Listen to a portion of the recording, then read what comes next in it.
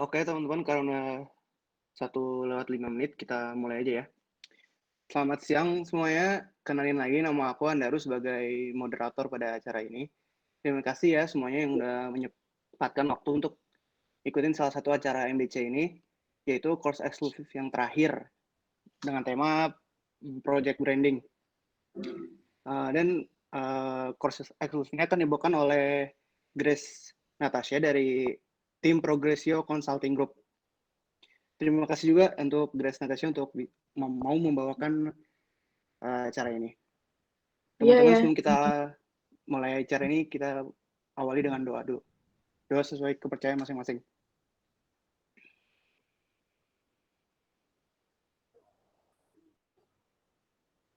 Doa dicukupkan. Nah, teman-teman, sesuai dengan budaya himpunan kita ini, sebelum kita mulai course eksklusif, ada baiknya kita mulai dengan CEM dulu. Ada yang ingin nyampein CEM dari teman-teman sekalian?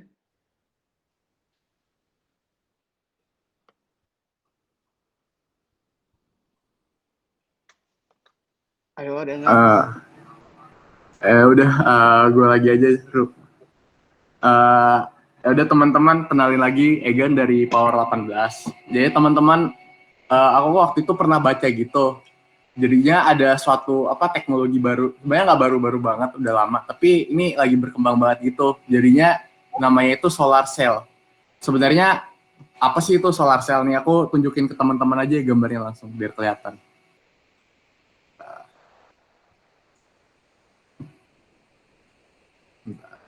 Nah, kayak gini teman-teman bentuknya.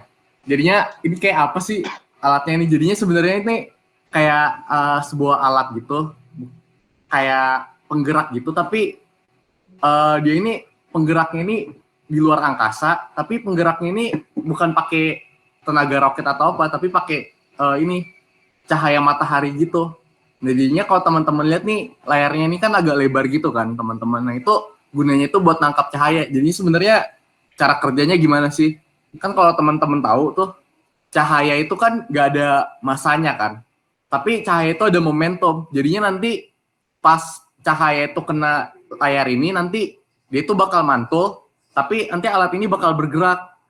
Nah, terus cara gerakinnya kayak gimana? Yaitu cara gerakannya tuh kayak ini aja, kayak kapal layar biasa. Jadinya tinggal gerakin layarnya gimana biar bisa bergerak ke arah mana yang kita mau. Dan salah satu hebatnya lagi itu kecepatan benda ini waktu itu pernah dicoba juga, itu bisa sampai sekitar 550 km per jam. Nah, tapi salah satu yang bikin dia terhambat gitu apa? Kalau semakin jauh dari matahari ya semakin lambat gitu karena kurang mendapatkan cahaya matahari. Nah, itu aja sih teman-teman CEM dari aku. Makasih. Terima kasih, Gan. Oke. Oh ya, untuk course eksklusif kali ini atas permintaan dari Grace sendiri sifatnya diskusi ya. Jadi kalau ada yang punya pertanyaan atau punya pendapat langsung open mic aja atau tulis di komentar. Oke, untuk Grace dipersilakan. Oke. Suaraku kedengeran jelas nggak? Kedengeran. Oke. Selamat siang teman-teman semuanya. Kenalin lagi, aku Grace Natasha Kristiadi dari manajemen 2018 juga. Ini kayaknya kita satu angkatan semua ya, yang dari panitia. Ini panitia OSJUR HME kan? Dari MBC ya. Oke, salam kenal ya semuanya. Mungkin aku langsung aja nge-share screen dari ini ya. Bentar.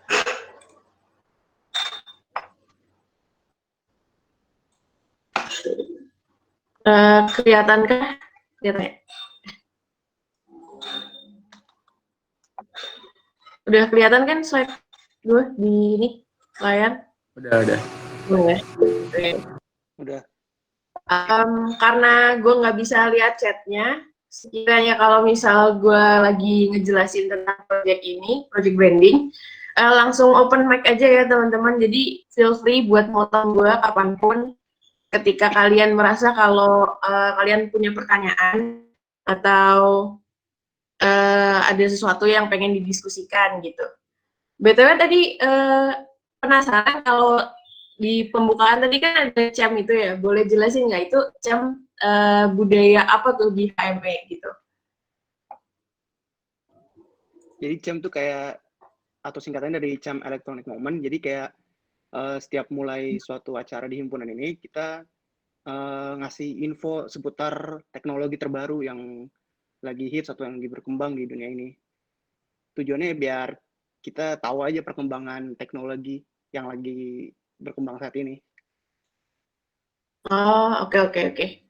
Wow, tapi itu juga bakalan jadi satu topik bahasan kita ya teman-teman. Kalau misal ada yang pengen kalian diskusikan mengenai CAM itu, karena kita juga bakalan ngebahas tentang kultur organisasi nih. Dan buat teman-teman yang masih kurang familiar dengan branding, feel free juga untuk nanya-nanya apapun gitu. Karena kan kita di sini waktunya juga agak banyak ya.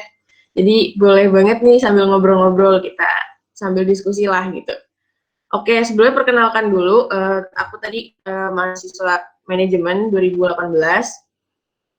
Selain di Progresio, kemarin cukup kaget juga sih disuruh ngisi webinar ya, workshop ke HME tentang project branding. Nah, mungkin sedikit kredensial dari aku. Jadi aku di sini sebagai ketua dari The Founders Laboratory. Kalau kalian tahu juga selain di Progresio Consulting Group, aku acara yang sekarang lagi jalan. Kalau kalian tahu, mungkin kalian juga ikutan. Kemarin kan kita nyelenggarain competition juga, namanya Ideology Startup Challenge.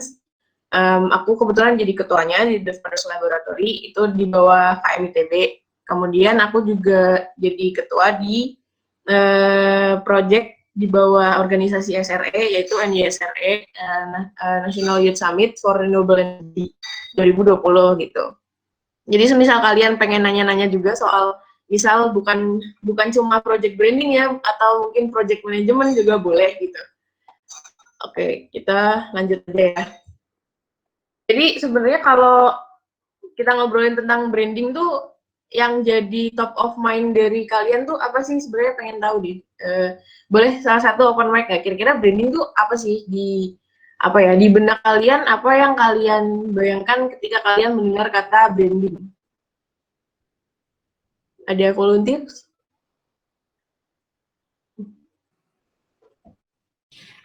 Saya mau saya. Teman-teman boleh langsung ke ya. Oke. Siapa tuh? Kalau menurut saya yang ada di benak saya ketika ada kata branding itu adalah seperti proses memperkenalkan sesuatu kepada orang-orang gitu. Oke, kalau dari yang lain ada yang mau berpendapatkah kira-kira branding itu apa sih?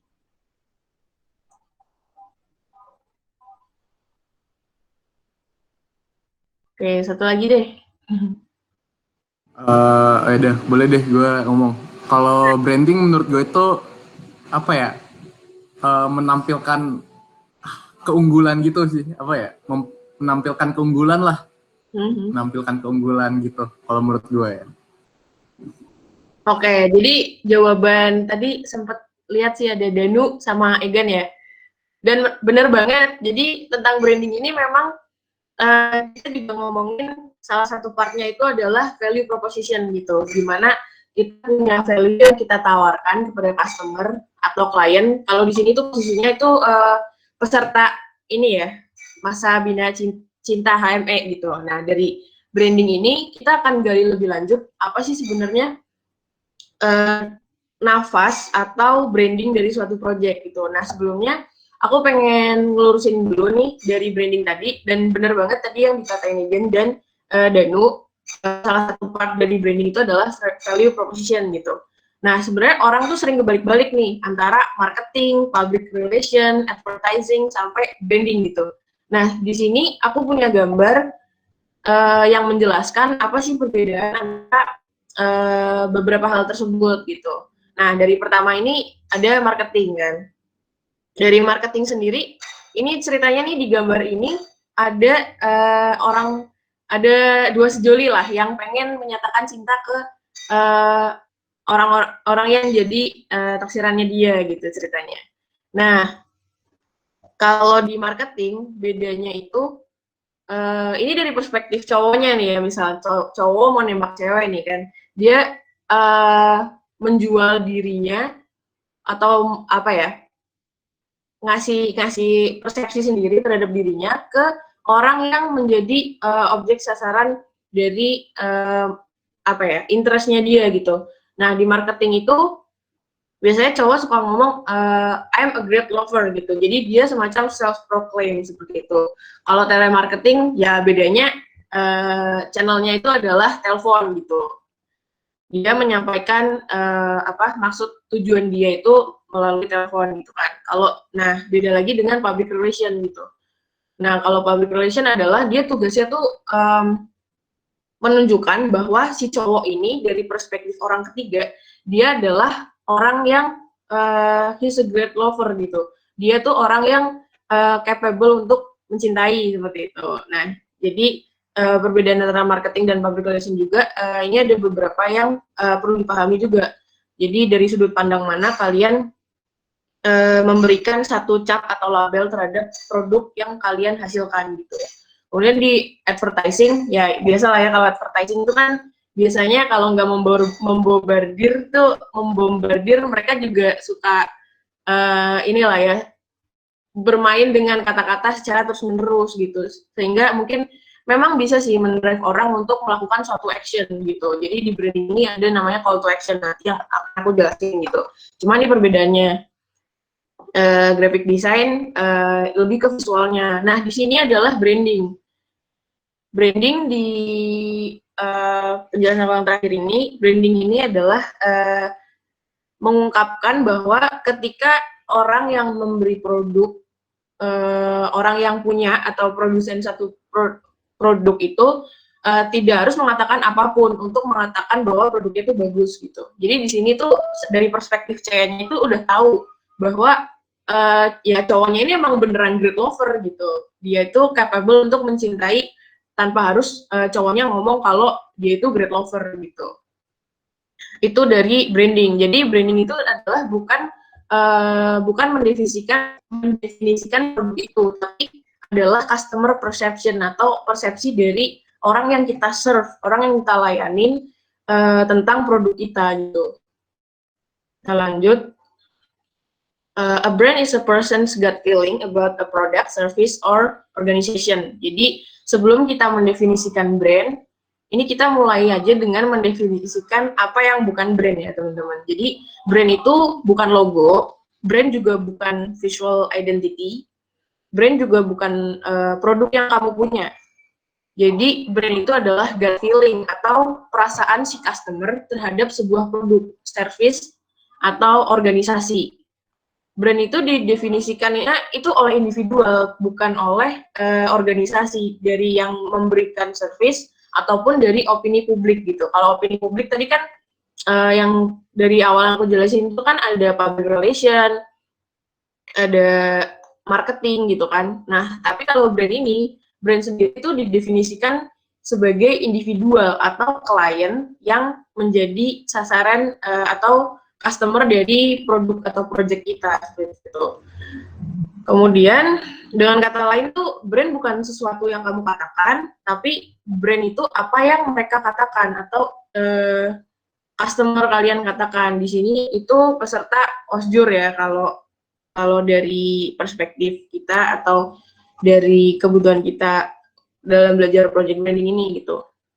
Jadi percuma kalau gue bilang bahwa brandku tuh membantu orang, tapi kalau nggak ada yang merasa terbantu, itu namanya bukan brand gitu. Jadi brand itu adalah ketika customer kalian merasa bahwa produk kalian ini beneficiaries banget nih buat apa yang menjadi interest dia, yang akan kita bahas lebih lanjut.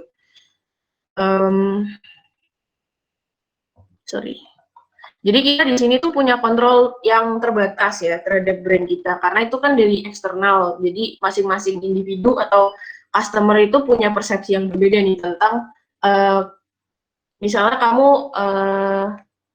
ngelempar satu project atau satu event atau satu produk yang kalian kasih kepada konsumer gitu. Masing-masing individu tuh punya persepsi yang berbeda tentang apa yang kalian bikin gitu. Tapi kita bisa mempengaruhi persepsi brand itu dengan proses branding yang bakal kita bahas lebih lanjut, yaitu branding itu sebenarnya upaya untuk mengeluarkan persepsi kita terhadap brand yang kita bangun gitu. Oke, kita lanjut ya. Jadi dari sini tuh branding sebenarnya punya peranan penting buat memberikan suatu brand yang long life gitu terhadap satu produk gitu. Karena kan kalau misal kemarin kan dikirimin Egan nih tentang draft ini ya, ketua ketua MBC HME ini gitu. Dan aku baca-baca sekilas memang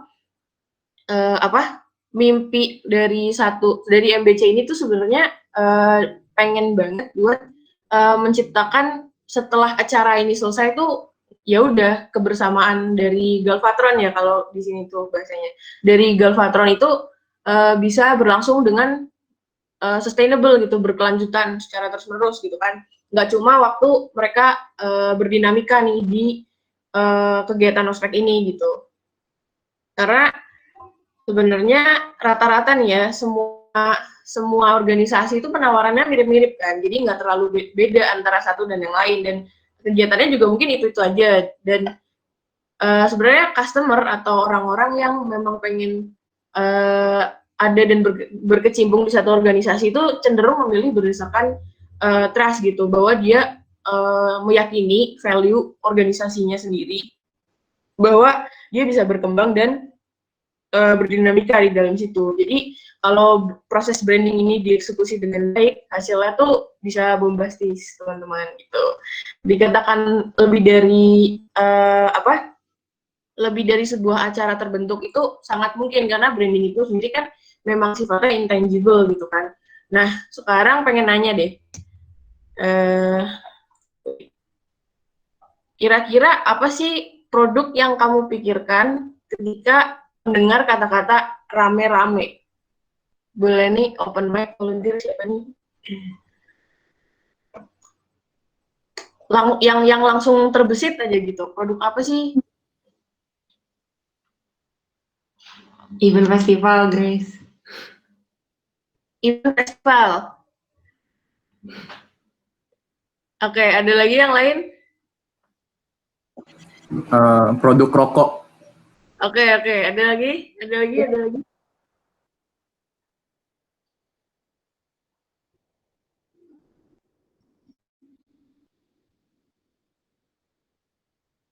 Oke, mungkin nggak ada lagi yang lain, mungkin sedang rame-rame ya ini kayaknya. Jadi ini. Oke, bener tadi memang kayak beberapa yang disebutin teman-teman, ada yang jawab event festival, ya memang rame-rame ya event festival. Kalau sendirian mah itu nyari wangsit ya teman-teman.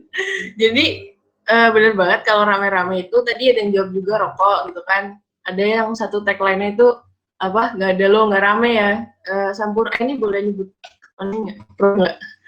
Pokoknya ada satu brand rokok gitu misalnya yang katanya rame-rame apa tagline-nya gitu.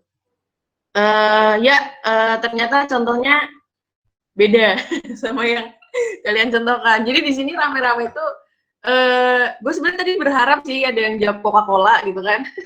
Tapi ya udahlah ya. Jadi di sini kalau misalnya nyebut kata mungkin kurang spesifik gitu kan. Produk minuman apa gitu.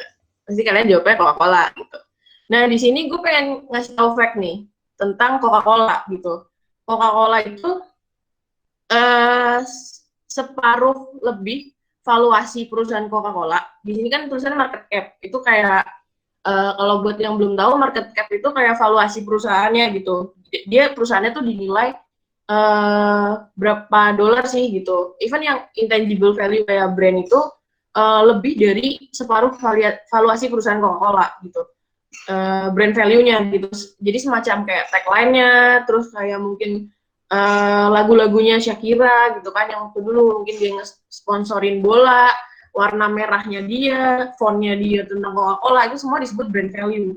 Nah, itu lebih dari separuh brand value dari perusahaan Coca-Cola itu mempengaruhi market cap atau valuasi Coca-Cola itu sendiri gitu. Jadi kalau nggak ada brand, Coca-Cola itu nggak akan kehilangan, Jadi kalau nggak ada brand, Coca-Cola itu akan kehilangan setengah lebih valuasinya.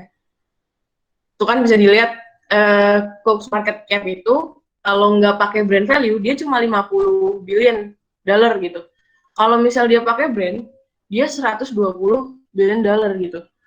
That's why kenapa Coca-Cola ini punya sustain dan dianggap perusahaan yang paling tua dan masih paling berjaya sampai sekarang karena satu brand value, dia punya satu brand value yang kuat gitu.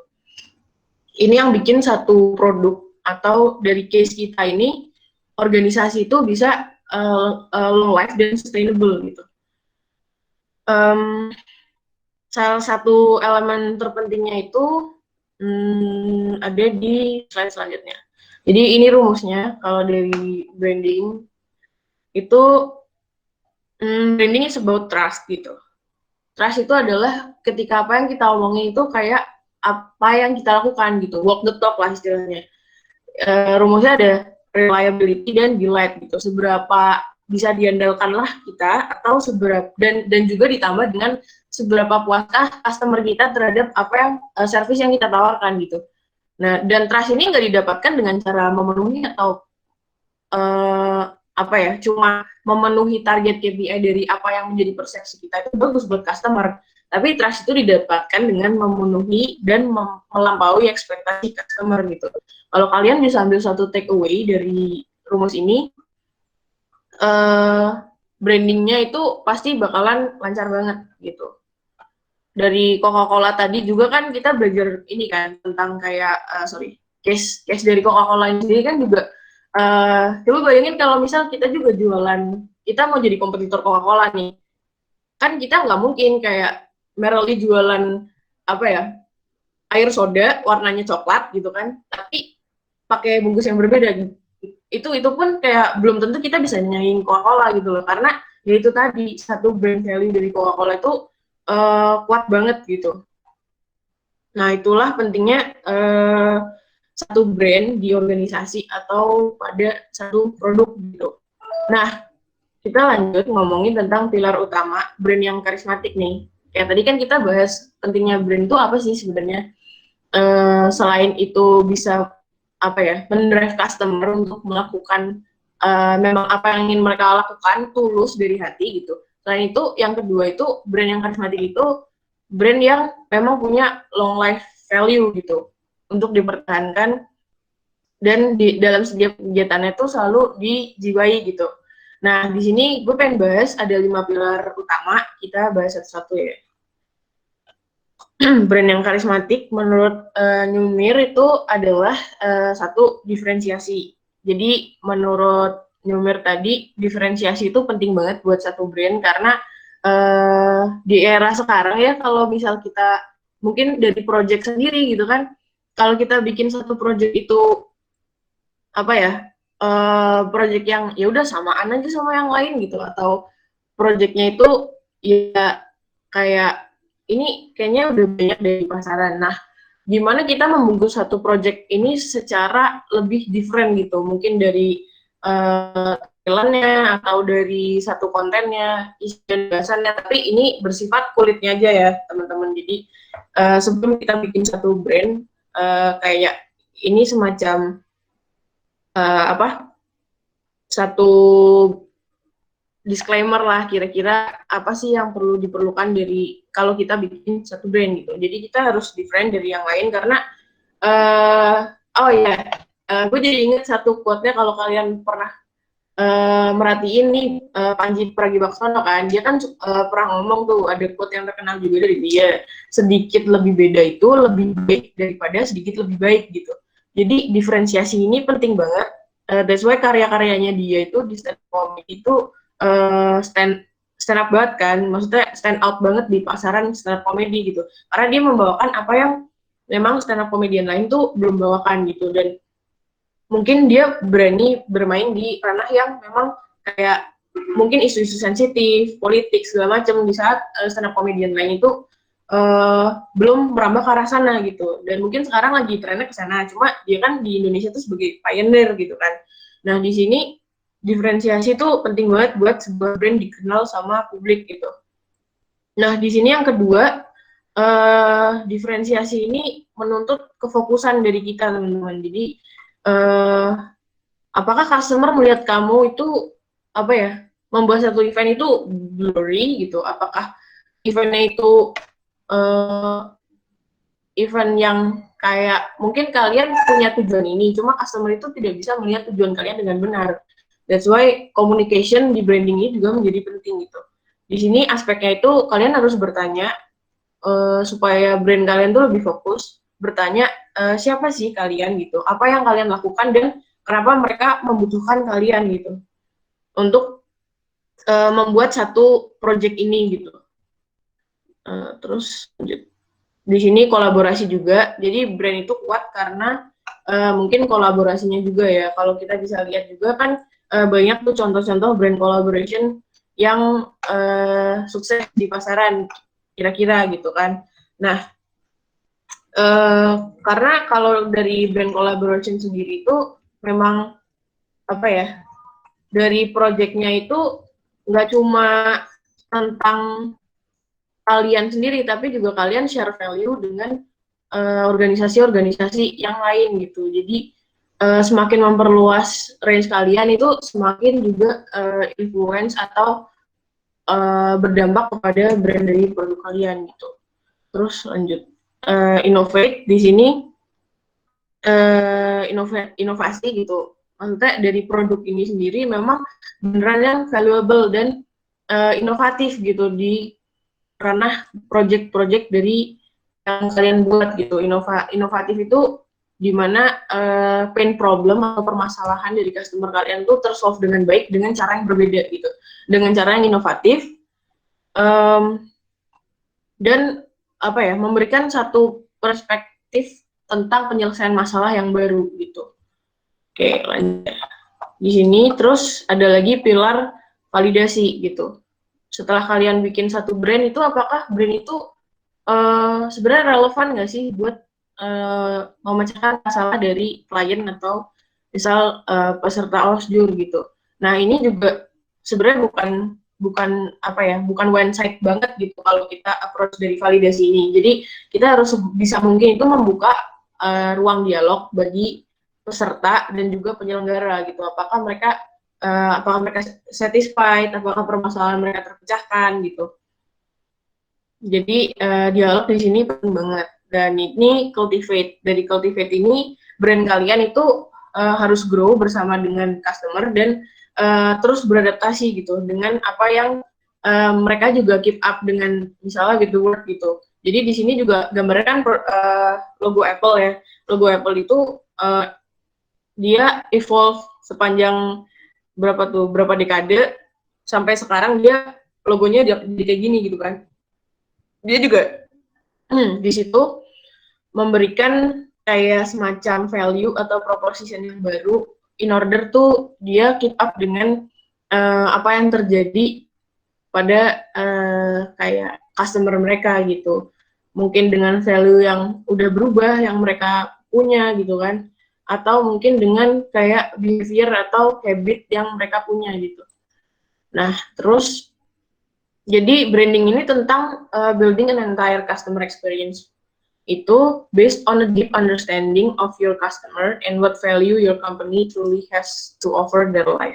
Company di sini bisa diganti juga pakai organisasi. Jadi sekiranya ini memang beneficiaries buat peserta dari organisasi itu sendiri, memang kita harus gali terus tuh value yang kita value yang bisa kita tawarkan dan memang value yang diharapkan oleh customer kita gitu, customer experience lah istilahnya. Deep understanding, that's why dialog dan interaksi antara penyelenggara dan peserta itu penting banget, apalagi buat satu organisasi gitu kan. Terus di sini kita lanjut ngobrolin value, karena kan tadi di quote yang sebelumnya, di slide sebelumnya kita ngomongin tentang pentingnya value terhadap sebuah brand gitu kan. Gimana kita bisa menciptakan sebuah value, tapi apa ya, value ini tuh memang bisa diinternalisasi dengan baik gitu oleh customer kita gitu kan. Jadi menurut Jim Stengels, ada nanti searching aja deh Jim Stengels, pokoknya dia juga satu apa ya kayak psikolog gitu, dia menstate bahwa ada 5 fundamental human values. Yang pertama tuh eliciting joy, tentang apa ya kebahagiaan, terus kegembiraan. Yang kedua itu enabling connection gitu, apakah dengan dia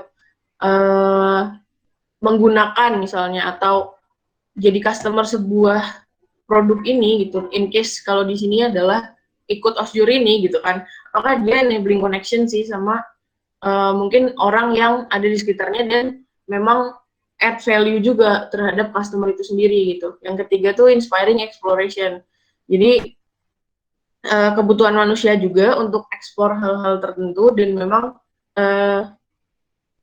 apa ya orang-orang yang masih dalam tahap pencarian itu mereka bisa menginternalisasi satu project, misal dari sini adalah Osjur gitu kan, untuk menjadi value-nya dia gitu. Evoking pride itu misalnya karena dia ikut program ini, dia itu menjadi apa ya, program ini merupakan suatu pride buat dia bahwa dia itu jadi bagian dalam satu program ini gitu, dan impacting society. Biasa ya, jadi ini tuh punya value atau dia bisa add value juga, give back to society-nya gitu. Oke, lanjut. Di sini, sorry agak kurang kelihatan ya, tadi kan udah beberapa gue jelasin, jadi di sini contoh brand-brand yang memang mereka memfokuskan diri mereka buat memarketingin atau memberikan apa ya, sense kepada customer mereka itu untuk merasa, oh ada yang merasa kalau misal dia pakai produk ini dia merasa gembira. Yang kedua, misal contohnya Coca-Cola atau di situ kan ada Coca-Cola, ada Mastercard. Gue nggak tahu nih kenapa Mastercard eliciting joy ya. Mungkin karena kepuasan berbelanja gitu kan, hedon gitu mungkin jadi eliciting joy gitu ya. Terus kalau enabling connection, di sini contohnya ada BlackBerry ya. Ya biasa kalau connection kan berarti apa? Dari dia nge-provide komunikasi gitu kepada sesama penggunanya gitu kan. Starbucks juga karena dia adalah satu brand kopi pertama yang bisa ngasih add value kepada customer-nya. Jadi dia kayak menciptakan satu kultur baru gitu loh di antara para pecinta kopi gitu kan. Jadi Starbucks kan coffee shop pertama nih, kayak kalian bisa duduk-duduk di situ berjam-jam ngobrol sana sini ngerjain sesuatu, dan di sini juga brandnya makin lama itu terbangun menjadi satu brand yang dia dianggap sebagai enabling connection gitu, bahwa di sini tempatnya bukan cuma buat ngopi, tapi kalian di sini juga diskusi, berkoneksi dengan orang-orang gitu. Kalau yang inspiring exploration biasa Apple, Discovery. Ini Discovery tuh kayaknya Discovery Channels, Google gitu-gitu kan mereka eksplorasi lebih lanjut gitu kan tentang satu brand gitu. Evoking pride, mungkin di sini ada Calvin Klein ya, barang-barang branded lah. Terus impacting society, ada juga di sini mungkin yang familiar Dove dan IBM kali ya teman-teman. Dove dan IBM di sini impacting society mungkin karena program-program CSR-nya mereka yang beneficiaries buat society gitu kan, dan memang terkenal karena itu gitu. Terus nah sebenarnya itu kan tadi tentang satu produk, brand satu produk. Nah sekarang kita ngomong tentang brand dari satu organisasi gitu. Jadi dari sini ada kayak semacam intersection gitu. Kalau misal kita ngomongin sebuah brand di organisasi, pertama adalah vision gitu. Jadi di sini adalah long term aspiration dari organisasi itu apa sih sebenarnya yang menciptakan nafas gitu loh dari organisasi. Setiap kalian melakukan sesuatu itu karena kalian punya satu goal yang sama gitu, yaitu visi kalian gitu kan. Apakah visi kalian ini mencerminkan long term vision yang ada di organisasi dan memang kalian bergerak ke arah sana gitu. Bukan malah jadi sebaliknya.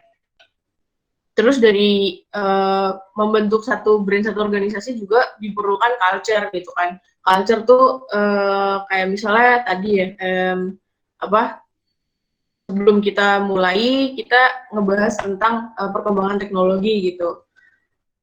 kultur yang ada di HME misalnya, the way things done in the organization tuh kayak gimana sih kira-kira, itu yang membentuk satu brand dari organisasi juga. Nah ini di culture ini juga, di sini juga penting banget tentang ngobrolin soal behavior atau cara orang-orang itu bisa berkomunikasi dan menyelesaikan masalah di organisasi satu sama lain gitu. Jadi di sini pentingnya engagement yang bakal aku bahas lebih lanjut lagi di slide berikutnya, nanti bakalan kepake. Terus yang image, ya ini kayak kulitnya lah ya, image dari HME itu kayak gimana sih gitu. Kalau gue sendiri nih ya, dari sebagai masa KMM melihat masa HME itu kayak cukup amazed ya, karena emang kalian tuh kayaknya punya spirit buat mengedukasi orang-orang banyak, not even masa di nggak cuma masa HME doang, tapi juga orang-orang lain gitu. Kayak misalnya kalian bikin ini kan yang elektron HME ya kalau nggak salah ya, di Instagram gitu. Itu kayak cukup jadi brand image mungkin di masa ITB gitu. Bahkan gue dari KMM gitu kan bisa lihat karya-karya anak HME buat ngedukasi masa tuh bagus banget gitu. Dan juga relevan kan, maksudnya disesuaikan dengan apa yang menjadi kebutuhan gitu. Nah itu juga jadi satu elemen yang penting buat membangun brand organisasi. Nah sebenarnya terus kita bahas lagi nih tentang, kita kupas lagi ya tentang visionnya brand gitu.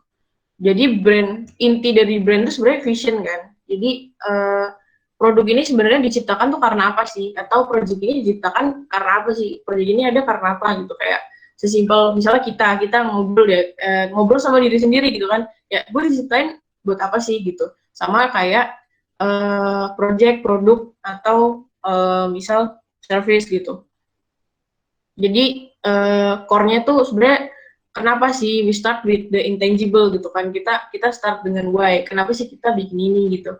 Karena kita bakalan take the why question to seriously, karena why ini penting banget buat jadi satu pedoman buat kita bikin satu project gitu. Kenapa sih kita bikin project ini gitu.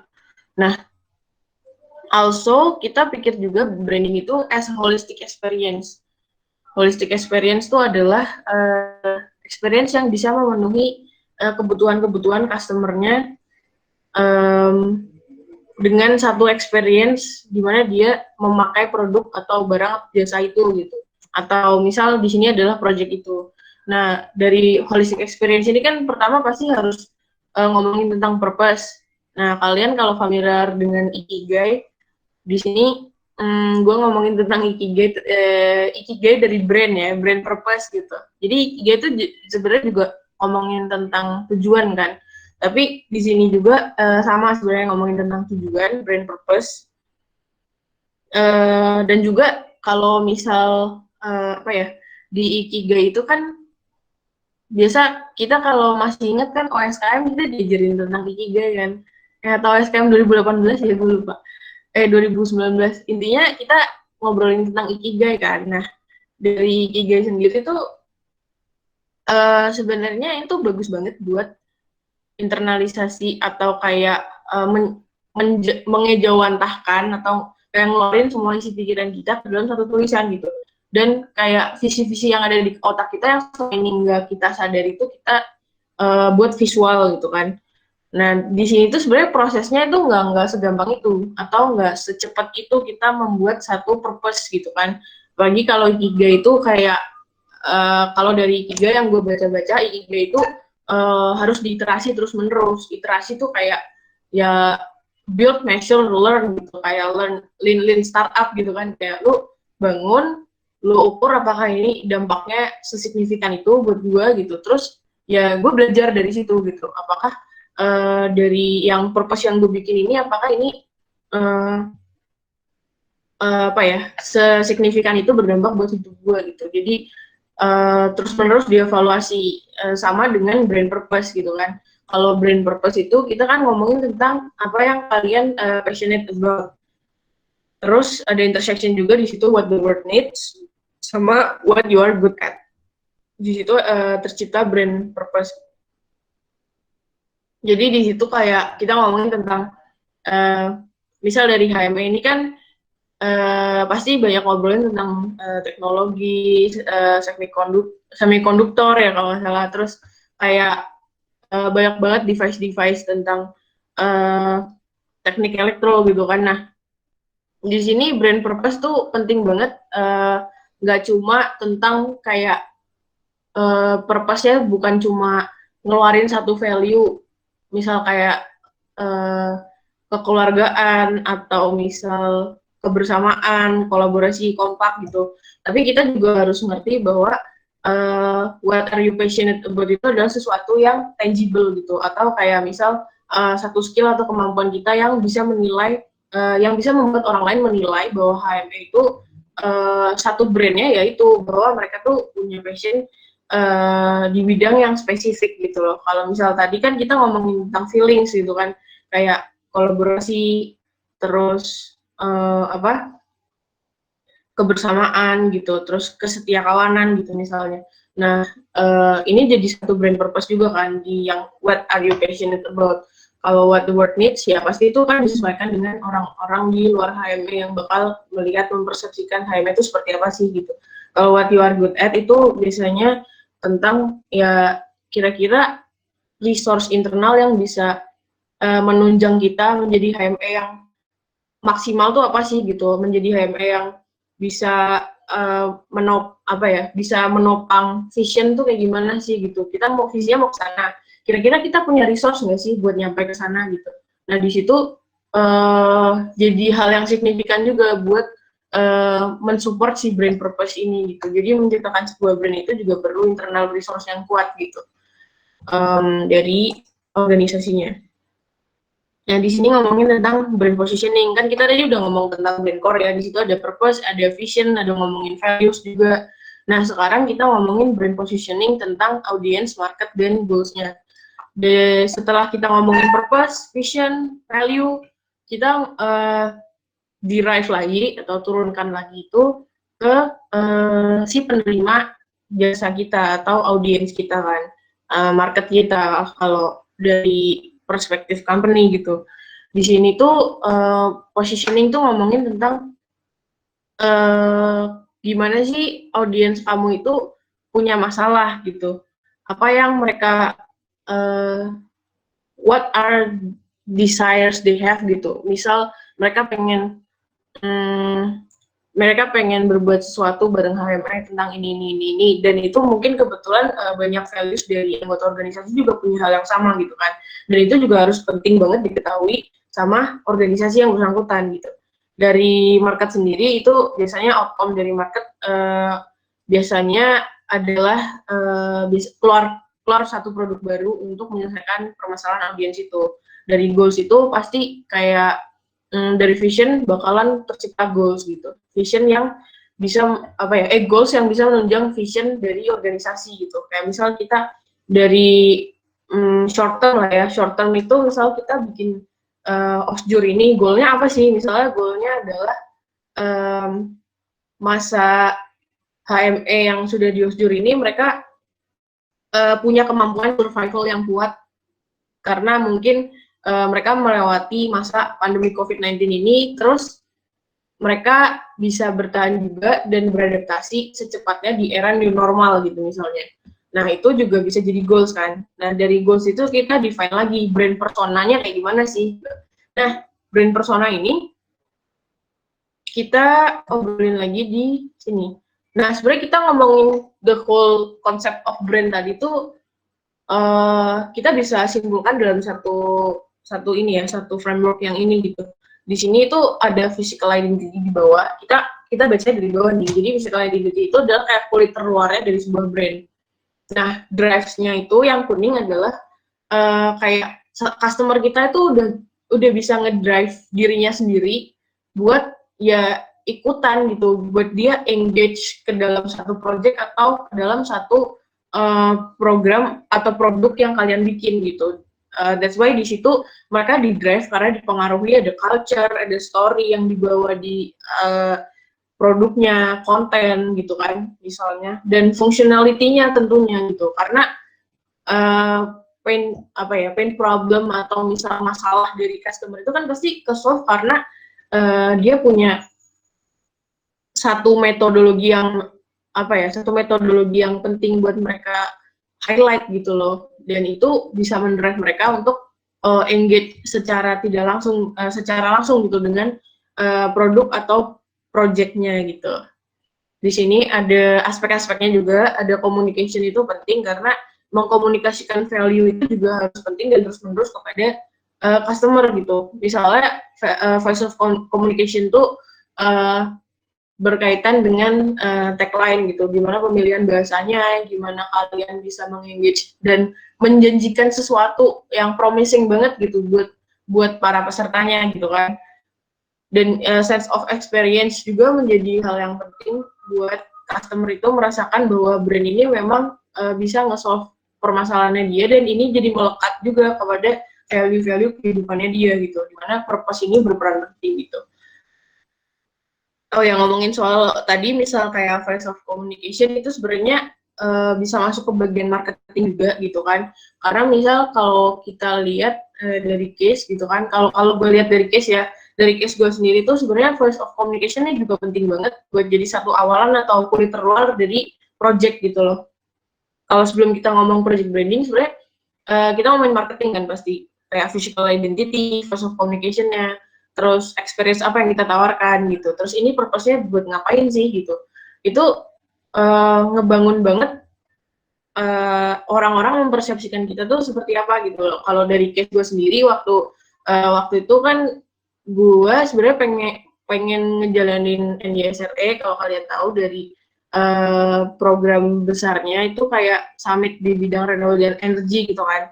Nah, gue pakai tagline yang memang bener-bener sebenarnya itu brand yang sebenarnya akan summit gitu udah cuman dari gue sendiri memang menganggap bahwa dengan bungkusan yang lain atau dengan voice of communication yang lain tuh bisa menarik masa yang lumayan besar gitu loh, buat gue bisa attract atau attain gitu. Dari situ misal contoh-contohnya kayak tagline gue misal the first and biggest gitu, atau gue bisa tawarin kita di sini punya experience buat menghelp acara bareng Kementerian ESDM gitu, dan dari situ terbangun kayak misal value-value misal functionality dari brand atau project itu relevan gitu kan buat pesertanya, karena mereka memang mungkin pain problemnya orang-orang itu yang gue analisis tuh sama, mereka pengen sesuatu di luar kampus yang bisa mendrive self development mereka tuh secara agile, terus secara beda dari yang lain, dan misal kayak udah ini kayak keprofesian gue suka karena gue pengen mendalami merely di bidang ini, bukan karena memang kayak ya gue loyalty gue segala macam, enggak, tapi karena itu tadi value-value yang gue bawa tuh kayak profesionalisme, terus misal nge-help acara sebesar ini, apakah lu tuh tertantang untuk mendevelop acara sebesar ini gitu. Nah, dari situ kayak engagement para peserta dari panitia ke peserta itu juga harus besar banget gitu, karena dari situ kan bakalan ngedrive inisiatif kan. Jadi di sini tuh sebenarnya kayak brand inisiatif tuh penting banget gitu. Apa yang menjadi driver mereka buat melakukan sesuatu yang sekiranya juga bisa mendorong organisasi itu untuk mencapai satu visionnya gitu. Nah, di sini gue pengen ngajak kalian buat, ini kan workshop ya, jadi kita bareng-bareng aja coba internalisasi kira-kira apa sih sebenarnya brand yang pengen kita bikin ketika kita bikin project prosedur ini gitu. Nah, di sini gue pengen ambil frameworknya dari bukunya Donald Miller, judulnya Building a Story Brand. Kalau kalian mau baca juga boleh banget, karena dia mengajarkan brand itu secara komunikatif gitu, karena di sini brand model dari tahun ke tahun, dari abad ke abad tuh sekarang nggak zaman lagi lu direct selling gitu, atau kayak lu ikut ini lu pasti dapet ini gitu. Tapi sebenarnya project itu adalah satu project yang bisa ngedrive customer atau pesertanya itu involve gitu dalam satu acaranya, involve juga dalam satu apa sih namanya, dalam satu keseluruhan program gitu loh. Jadi di sini inisiatif penting kan. Nah, kita ngobrolin tentang ada namanya SB7 framework. Kalau kalian pengen ikutan bikin ini SB7 framework, kalian bisa buka di ini gue kopas di ini ya. Wait. Di chat. Jadi itu bisa dibuka aja storybrand.com. Di situ ada tentang SB7 framework. Itu ngomongin tentang SB7 framework. Oke. Terus kita akan coba bikin nih kira-kira dari project Osjur ini tuh kita mau bikin story brand kayak gimana sih buat para peserta gitu kan. Karena sekarang modelnya itu bukan branding tentang tagline atau physical identity lagi, tapi juga satu value yang bisa menginvolve atau menarik engagement dari para peserta atau customer itu supaya mereka bisa ikut punya rasa memiliki gitu loh di project ini gitu. Nah, di buku itu Donald Myrtle menjelaskan bahwa story brand ini tuh sebenarnya komponennya itu kayak kalian bikin script writing sebuah film gitu. Jadi di sini tuh dia ngebahas ada 7 poin utama tentang gimana kalian bikin satu story brand gitu. Di situ ada karakter, ya kan? Ada satu karakter nih atau pemain yang pengen encounter satu masalah gitu. Dia has a problem. Terus sebelum mereka bisa ngerti nih ini masalahnya apa gitu, tapi dia punya masalah aja gitu. Nah, dari peak of their despair atau kayak mereka udah butuh banget nih bantuan, ini udah kayak ini masalah banget buat dia gitu kan. Dia itu mencari guide gitu, guide steps into their life, give them a plan, terus kemudian call them to action gitu.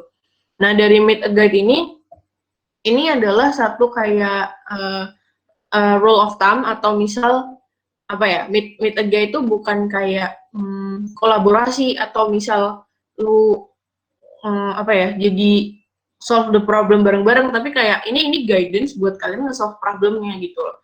Jadi semacam apa ya, 101-nya lah gimana kalian bisa nge-solve problemnya, bukan tentang kayak gimana kalian bisa bekerja sama gitu lah ini ya. Jadi guide-nya ini adalah konten itu sendiri dari brand apa gitu.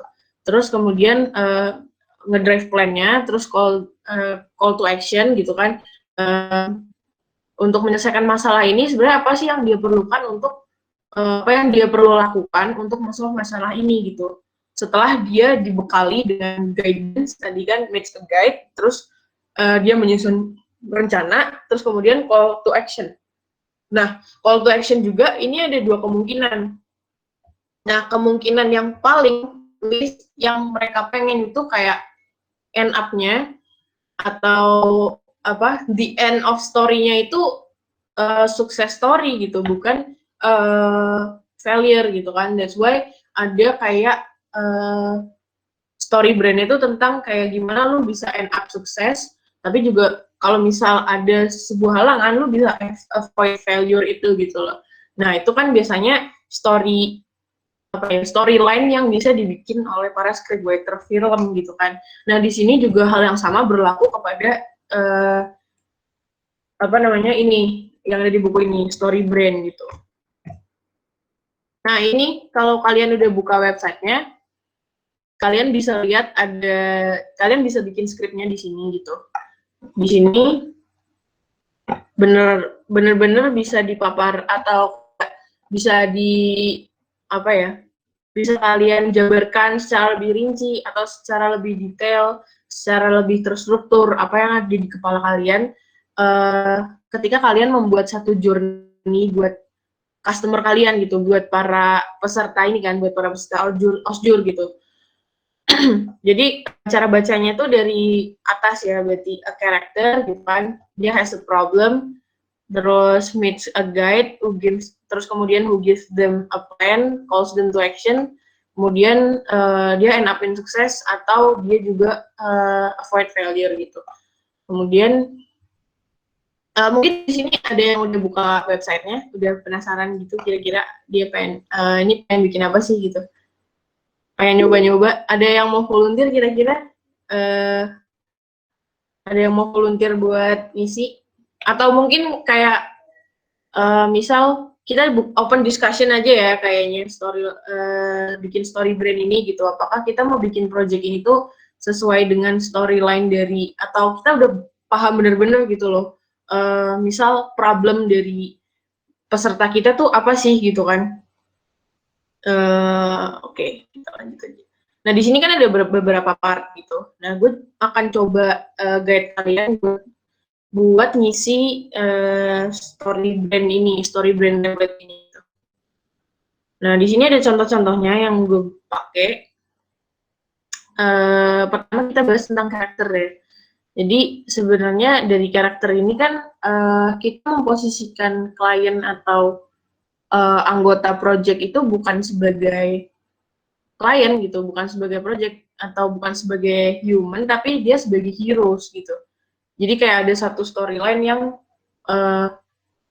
bahwa kita menganggap bahwa dia punya problem gitu, dan dia perlu solve itu, dan dia jadi hero gitu kan. Nah, dari sini hero-nya itu sebenarnya apa sih? Siapa yang jadi karakternya di sini gitu. Misalnya adalah masa calon anggota himpunan HME gitu kan di Osjur ini gitu. Apa sih yang mereka pengen gitu kan? Kalau di sini gue contohnya tentang orang yang pengen sukses aja sih. Jadi general aja ya. Jadi karakter di sini tuh apa sih yang mereka pengen? Misal mereka pengen deep work gitu, pengen produktif dalam kehidupannya. Dia pengen membuang hal-hal yang bikin dia busy atau yang bikin dia nggak produktif, atau pekerjaannya dia tuh terlalu repetitif, administratif gitu kan. Jadi mereka dia bisa fokus ke hal-hal yang bisa matter most gitu ke dalam kehidupannya dia gitu. Nah, karakter di sini ngomongin soal itu. Jadi kayak desire-nya tuh apa sih sebenarnya, what do they want gitu kan dari karakter ini gitu. Nah, dari apa yang dia pengen kan pasti harus di-drive dari permasalahan dulu kan. Permasalahannya itu di sini problemnya ada villain-nya nih. Villain-nya atau musuhnya itu distraction, HP, notifikasi HP, segala macam gitu kan. Dan ini didukung sama kondisi eksternal gitu. Didukung dengan kondisi eksternal di mana dia tuh bisa melakukan productivity track dengan Pomodoro, yang maksudnya itu kan kayak Pomodoro itu kan kayak teknik gitu kan, teknik buat dia bisa melakukan hal produktif dengan mengefisiensikan waktu gitu. Dari eksternalnya tuh dia bisa memakai tools apa sih buat nge-solve masalah ini gitu. Jadi dari eksternalnya itu lebih ke kira-kira apa sih yang bisa diutilisasi buat nge-support supaya villain-nya dia, distraction-nya dia itu bisa di take down gitu. Kemudian internalnya kan dia I want to work without stress and find time to things that matter, kayak ya value internalnya dia sendiri gitu. The true value of him atau her gitu. Kalau dia pengen kerja secara ya nggak stres, dan dia pengen fokus ke things that matter gitu kan. Terus di sini juga penting banget di philosophical-nya. Kira-kira filosofinya dia tuh apa sih? Kira-kira apa yang mendrive dia untuk punya masalah ini gitu loh. Ya karena dia pengen master time and reach my goal gitu. Jadi filosofinya tuh dia punya masalah hidup yang pengen dia pecahkan, dan kayak dia yakin bahwa nilai ini bener gitu loh, dari filosofisnya dia, prinsip hidupnya dia gitu. Nah sebenarnya kita ngebahas dari part ini dulu ya. Kira-kira dari karakter yang punya problem ini ada yang pengen diskusi nggak? Sama, ya kita diskusi aja nih. Kira-kira udah pernah ngecek belum sih seberapa pain problemnya, seberapa pain problemnya dari masa HME ini buat ikutan ospek jurusan gitu. Sebenarnya kalian udah tahu belum sih problemnya dari masa himpunan ini apa gitu? Kira-kira ada yang mau diskusi? Karakternya gimana? Apa yang mereka pengen sebenarnya? Kayak ya lu pernah ngobrol lah sama maba, kira-kira dia sebenarnya expect apa sih, karena dia join HME itu karena apa sih gitu? Apa yang dia pengen di HME gitu? Dia punya visi hidup apa di HME? Dan kebanyakan memang say so gitu. Kira-kira ada nggak yang pernah ngobrol gitu maba bagian gitu kan? Ya ini ngobrol santai kayak kita bantu masing-masing, kayak kita solve satu persatu gitu loh. Ada yang mau volunteer? Gue ambil minum ya.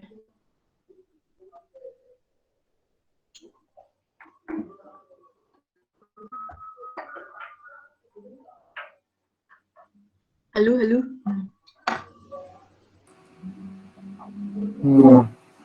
Oke, siapa nih?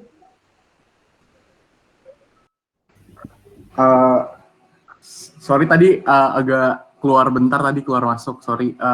Jadinya itu maksudnya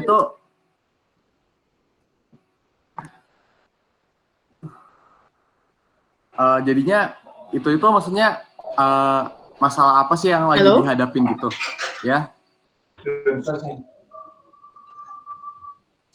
Halo. Oke, yang lain mungkin bisa bantu, Egan. Yang pernah ngobrol nih, kira-kira kayak kalian bikin project ini sebenarnya karena permasalahannya klien kalian gitu, atau kayak kebutuhannya mereka para maba gitu.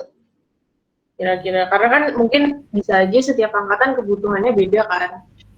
Mungkin karena pandemi ini kan the way they do online class, terus gimana mereka bersosialisasi, kayak aduh belum puas nih gue, sosialisasi juga belum mateng gitu ceritanya, kayak ngobrol face to face bareng temen tuh kayak kurang gitu kan. Terus kayak pernah sih ngobrol sama maba atau sama ya calon anggota himpunan gitu, apakah mereka tuh apa sih sebenarnya feeling mereka gitu, feeling mereka gitu kan, kayak external boundariesnya tuh apa sih dari mereka sendiri gitu. Ada yang mau ngobrolin soal ini gitu kan? Ini mau nanya, ini yang eksternal itu maksudnya gimana ya? Gimana? Ini maksudnya yang eksternal tuh kayak gimana gitu? Maksudnya eksternalnya dari mananya gitu? Halo, tes, kedengeran nggak? Agak begitu. Gimana? Terus ya, bisa ulangin nggak? Yang eksternal itu jadinya maksudnya itu point of view-nya dari mana gitu? Oh, oke. Kalau yang eksternal itu tadi kan kayak di sini tulisannya kan contohnya I need a productivity track with Pomodoro timer and statistic that work in the browser gitu misalnya. Jadi eksternal itu kayak satu tools yang bisa menunjang dia untuk nge-fight si villain ini gitu. Tapi itu kayak di luar dia gitu, apa yang dia bisa gunakan toolsnya gitu, external condition atau mungkin external program project gitu. Dan internal itu sebenarnya kayak ya desire-nya dia gitu. Kayak eksternal misalnya dia pengen ada satu tools yang bisa membantu dia buat nge-defeat si villain ini gitu. Misal kayak dia pengen ini kan menggunakan productivity track gitu, pakai Pomodoro timer gitu misalnya. Nah, dari internalnya sendiri tuh ya kayak dia itu pengen kerja tanpa stres dan bisa nyari waktu buat ngerjain hal yang lebih penting gitu sebenarnya. Oke. Yoi. Sampai sini ada yang mau nanya mungkin? Dari yang sebelum-sebelumnya juga? Boleh.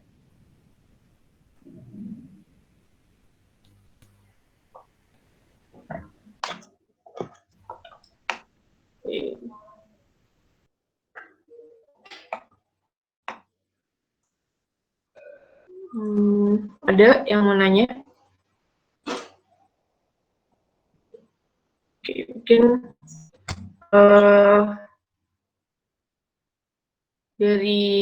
dari sini tadi ada yang volunteer nggak buat ngasih tahu nih karakternya apa gitu kan, problemnya apa sih ini, selain dari apa customer atau pesertanya tuh siapa gitu, kayak misalkan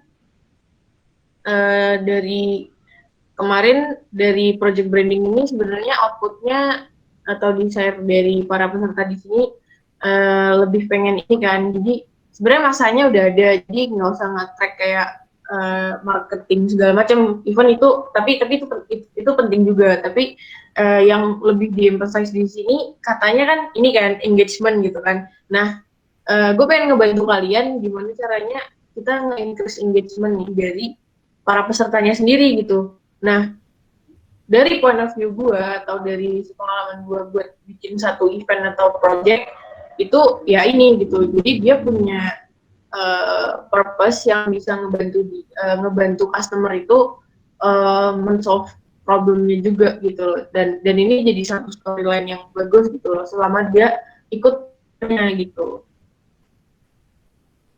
Oke, mungkin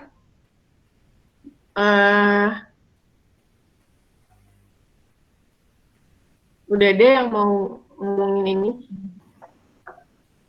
Ini volunteernya maksudnya bikin karakter sendiri gitu atau gimana? Boleh. Kayak misal mau bikin tentang apa ya? Mungkin ini deh, nggak usah tentang peserta ya, karena mungkin kalian karena ini kan masih baru belajar gitu kan, kayak secara nggak sengaja juga kalian belajar ini dan memang belum menemukan gitu problemnya apa sih gitu, dan dari abis ini mungkin kalian bisa tanyain gitu kan, tanyain kira-kira villain atau kayak problem dari peserta itu apa sih gitu, dan ini kayak beberapa perangkat yang bisa membantu mereka gitu. Kalau philosophical dari villain, eksternal, internal, philosophical, kayak kita bedah semua masalahnya. Mungkin lanjut dulu kayak, atau ya, jadi di sini dia juga, nah ini kan kayak storyline gitu.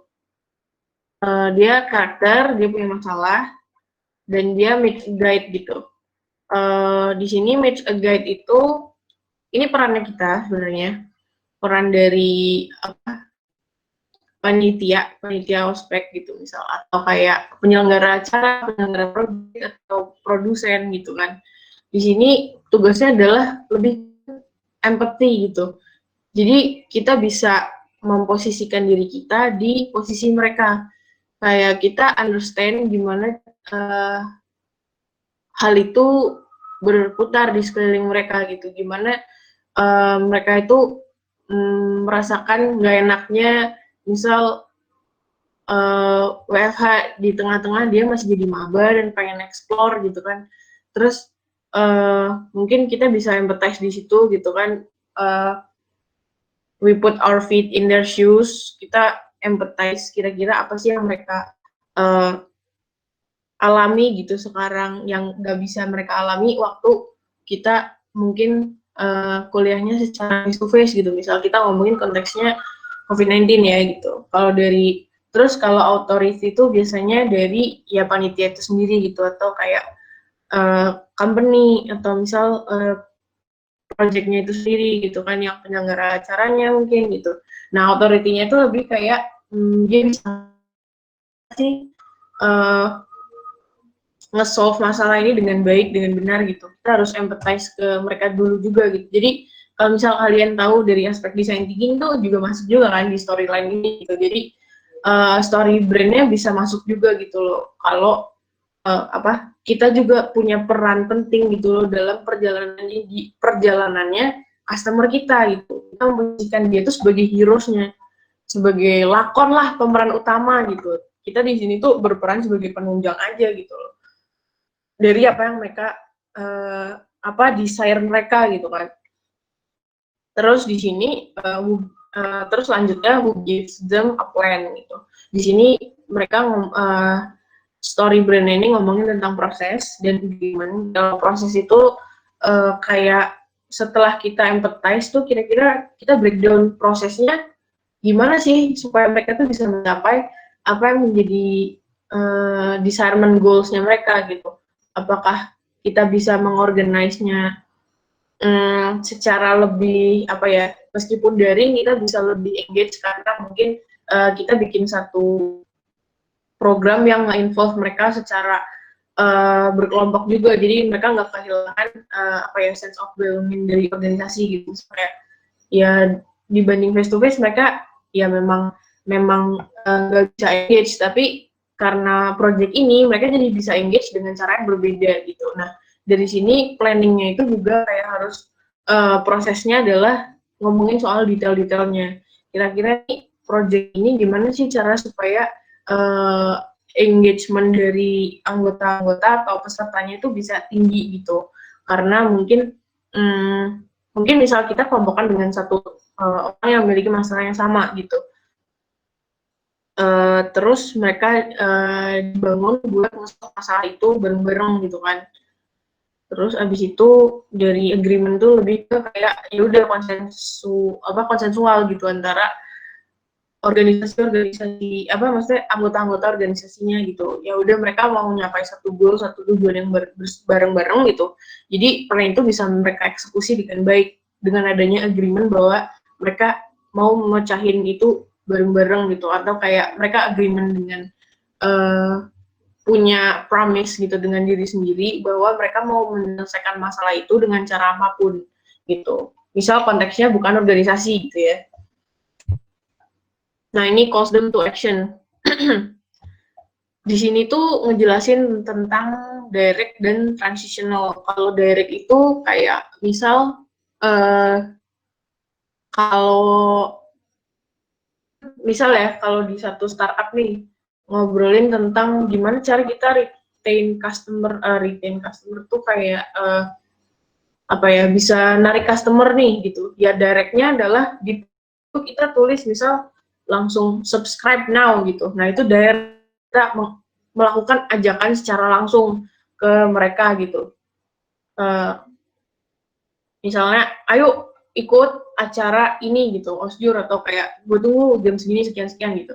Nah terus itu tuh kalau transitional adalah dia lebih nge-link to increase mindset series gitu. Jadi kayak tadi sebenarnya kita nggak mendrive orang itu secara eksplisit gitu kayak ayo ikut gitu, tapi lebih ke oh iya jadi karena misal pakai testimonial gitu. Transitional tuh lebih ke indirectnya gitu.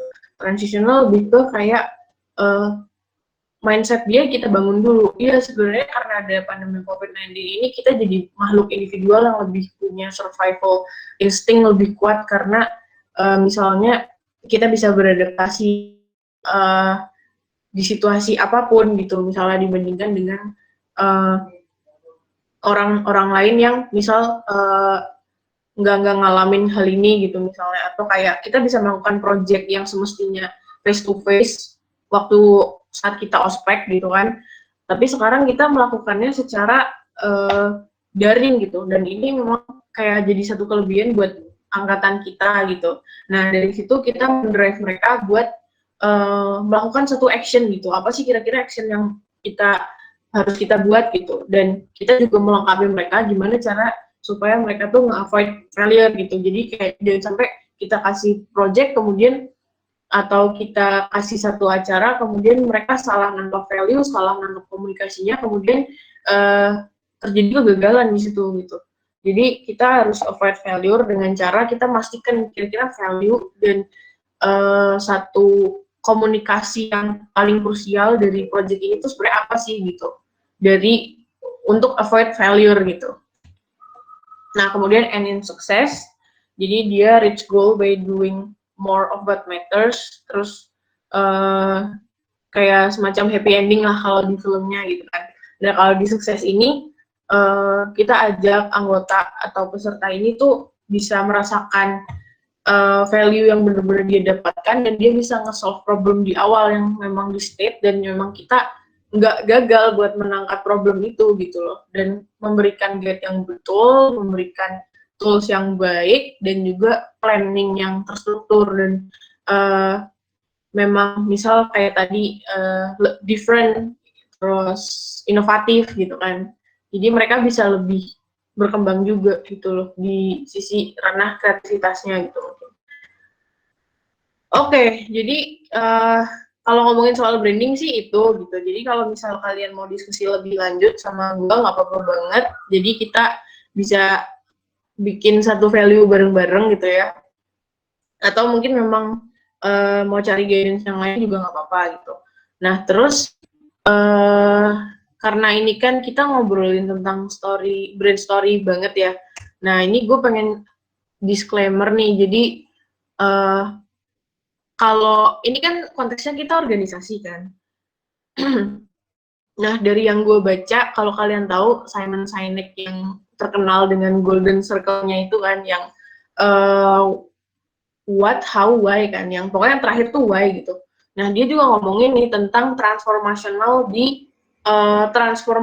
change di organisasi gitu. Dia pakai framework-nya Crossing the Chasm-nya, pokoknya ada bukunya. Judulnya Crossing the Chasm juga, cuma penulisnya gue lupa. Cuman di sini frameworknya tuh kepake banget juga buat transformational change di organisasi gitu. Nah dia ngomongin tentang ini disclaimer ya, disclaimernya itu kayak meskipun kalian bikin satu project atau program itu dengan sepenuh hati nih, atau kayak gue merasa kalau gue menangkap problemnya ini udah betul kok, udah match sesuai sama kebutuhan klien atau kebutuhan calon anggota gitu yang sekarang kita bina bareng-bareng nih gitu. Nah di sini tuh ada disclaimer-nya bahwa ada satu law gitu di satu crowd gitu, kalau kita pengen menciptakan pasar yang baru gitu, atau behavior atau behavior yang baru di antara organisasi itu ada proporsinya gitu. Mungkin di sini juga ada gitu waktu kita ngobrol-ngobrol tentang project branding ini gitu kan. Nah, pertama itu ada innovators. Nah, di situ seharusnya ada angkanya. Angkanya itu kisaran 2,5% gitu. Jadi ini tuh kita kan ngomongin bell curve kan. Jadi populasi 100%. Misal orang yang ada di sini nih misalnya 20 orang gitu kan, ya 2,5% dari orang yang ada di sini tuh innovators gitu. Kemudian ada early adopters itu sekitar 13% gitu. Tapi sebelumnya ada yang familiar nggak nih sama framework yang ini? Crossing the Chasm? Belum ya kayaknya? Belum. Oke. Ya udah ngobrol aja ya. Berarti gue jelasin. Nah, claim majority dan late majority itu masing-masing 34% tuh. Dan kemudian laggards tuh sisanya gitu kan. Nah, di sini tuh sebenarnya ini ngomongin apa sih? Ngomongin tentang behavior orang-orang ketika ya dia belajar sesuatu atau dia menginternalisasi satu value gitu. Value yang baru ya terutama. Nah, kita ngobrolin tentang innovators nih. Innovators tuh sebenarnya apa sih? Innovators itu orang-orang yang percaya atau believe bahwa value ini gitu kan, misal kalian udah ngeluarin satu value nih, yang dari story brandnya itu udah tercipta satu value yang memang kuat banget brandingnya dan bisa mempengaruhi anggota dari masanya, calon anggota HME-nya gitu. Nah, dari calon anggota HME-nya itu 2,5% ya, atau innovatorsnya, percaya bahwa kalau dia ngikutin value ini, dia pasti bisa menuju goals bener-bener, dan kayak menuju goals yang memang bisa both beneficiaries buat organisasi dan juga buat dia sendiri gitu. Nah di investasi memang gak banyak orang-orang yang percaya value dan menginternalisasi banget gitu kan.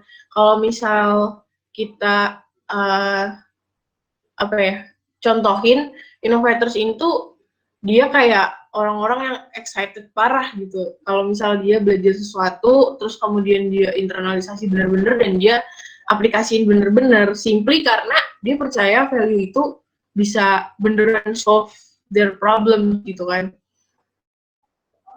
Terus kalau yang early adapters ini orang-orang yang memang kayak mungkin ada orang-orang yang terdekat di antara innovators ini gitu. Jadi mereka tahu bener perkembangan mereka, terus kayak gimana gigihnya mereka untuk memperjuangkan value itu gitu. Dan by the way, innovators ini kayak contohnya kalau di kehidupan nyata, misal Steve Jobs gitu kan, orang-orang bilang Steve Jobs itu gila atau kayak dia berani mendobrak boundaries dari perusahaan teknologi gitu. Misal kayak udah dia bisa menantang IBM gitu misalnya. Nah dari innovators ini kayak sebenarnya pertama-pertama orang tuh nggak percaya dia bakal ngelakuin itu, tapi karena dia percaya, simply karena dia believe kalau itu dia bisa lakukan dan memang di apa ya, implementasikan benar-benar gitu.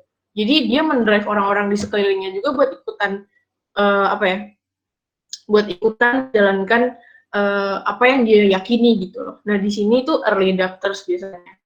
Nah buat loncat ke early majority ini adalah chasm atau kayak jurang. Di sini tuh misalnya early majority atau late majority itu misal contoh kalau yang ada di sini ya, kalau yang ngobrolin tentang project branding kayak oke, gue ya udah gue ikutan aja gitu, tapi kayak I'm okay with that, tapi nggak gue internalisasi bener-bener gitu, kayak oke, bagus, terus menarik gitu, tapi memang dia nggak terlalu internalisasi apa ya, value-value yang udah dikasih oleh misalnya pemberi materi gitu misalnya ya.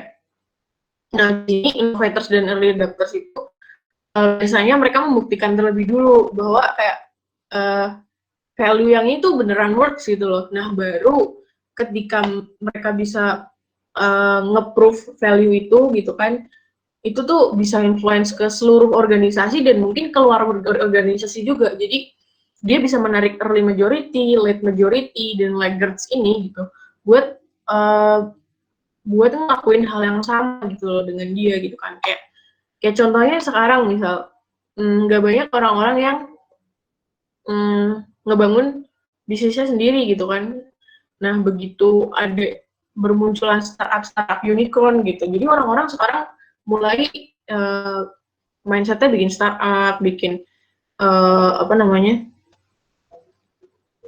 satu bisnis sendiri gitu, karena mereka percaya bahwa ya sistemnya bisa mendukung dan memang udah ada orang yang bisa nge-proof bahwa value itu bener gitu loh. Nah itu disebut crossing the chasm gitu. Jadi buat nge-transform semua value yang ada di organisasi, ada di komunitas, itu tuh sebenarnya lebih ke quality over quantity gitu. Jadi kalian jangan harap bahwa value yang kalian berikan itu bisa diinternalisasi buat semua masa gitu loh. Jadi lebih bagus bahwa kalian itu beneran berfokus kepada si innovators dan early adapters-nya ini gitu. Mereka tuh bener-bener dibina dan memang orang-orang yang beneran tanggap dan responsif kepada value yang kalian berikan itu beneran kalian nurturing secara apa ya, engage banget gitu loh. Jadi setelah mereka terlihat bedanya, baru orang-orang melirik bahwa value ini tuh beneran bisa diterapkan gitu loh, ini bagus beneran gitu. Nah di sini gue pengen case study-nya itu tentang student catalyst. Nah kalau dari mindset atau dari persepsi kalian tuh student catalyst apa sih? Boleh tahu nggak? Organisasi yang profesional banget, nggak tahu sih. Ini dari ketua tadi. Oke. Jadi organisasi yang profesional banget gitu. Ya. Oke. Sip. Ada lagi mungkin yang punya persepsi lain tentang student catalyst nih?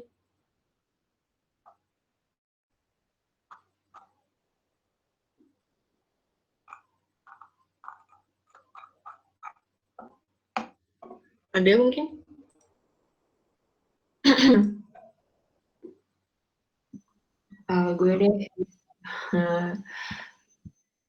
Oke. Siapa nih? Hai Taya. Gimana ya? Persepsi gue awalnya itu student chapter yang empower high motivated students gitu gak sih? Kayak persepsi gue aja, ya gitu sih menurut gue. Yang mereka saling empower high motivated students gitu. Organisasi kan, student chapter ya. Iya. Nah, bener banget yang tadi diobrolin sama Taya, sama Ahmad juga. Student Katalis ini kan pasti dari persepsi kalian tadi kata Taya ini kan lebih ke program buat kayak lu jadi kumpul bareng anak-anak yang high achiever gitu, terus mungkin lu program buat self development kalian bisa ngeboost self development kalian gitu kan.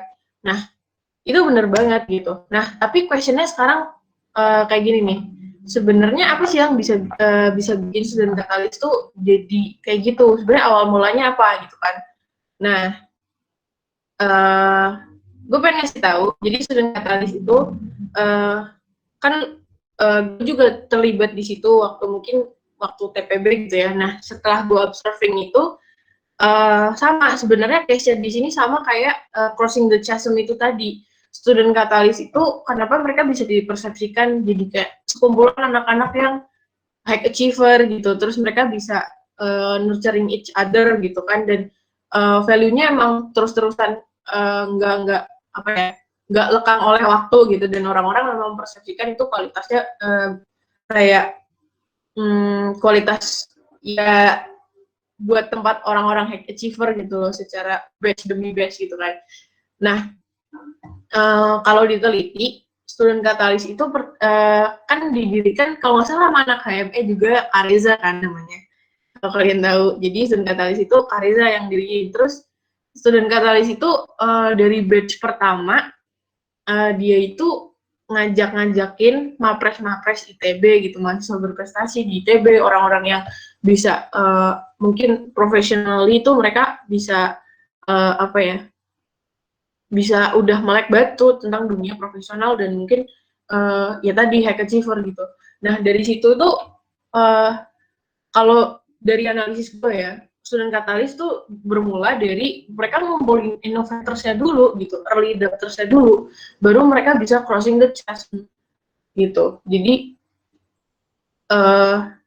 berawal dari sekumpulan orang-orang yang punya semangat yang sama gitu kan, orang-orang yang punya belief bahwa value dari self development ini bisa di nurture bareng-bareng dan punya satu goals yang sama gitu loh. Dari situ ngedrive orang-orang buat ngebangun si branding student katalis ini jadi satu wadah yang wadah self development yang memang apa ya, kayak terfokus. Misal lu kalau masuk di situ adalah kumpul bareng anak-anak high achiever gitu kan. Nah, dari situ orang-orang jadi tertarik buat join, orang-orang tertarik buat nginternalisasi value yang dia dapetin ketika dia dia experience sesuatu di student katalis gitu. Jadi mungkin kalau sekarang kita bisa ngomongin orang-orang yang ikut student katalis itu adalah early majority atau late majority-nya gitu, karena di awal-awal tadi orang-orang itu believe gitu loh bahwa value yang dibawa itu sama gitu.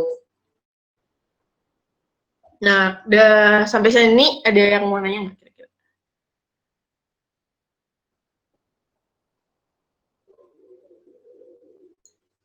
Jadi sebenarnya brought up ini sebenarnya ya ngomonginnya tentang value aja sih. Jadi kalau misal kalian pengen value yang bener-bener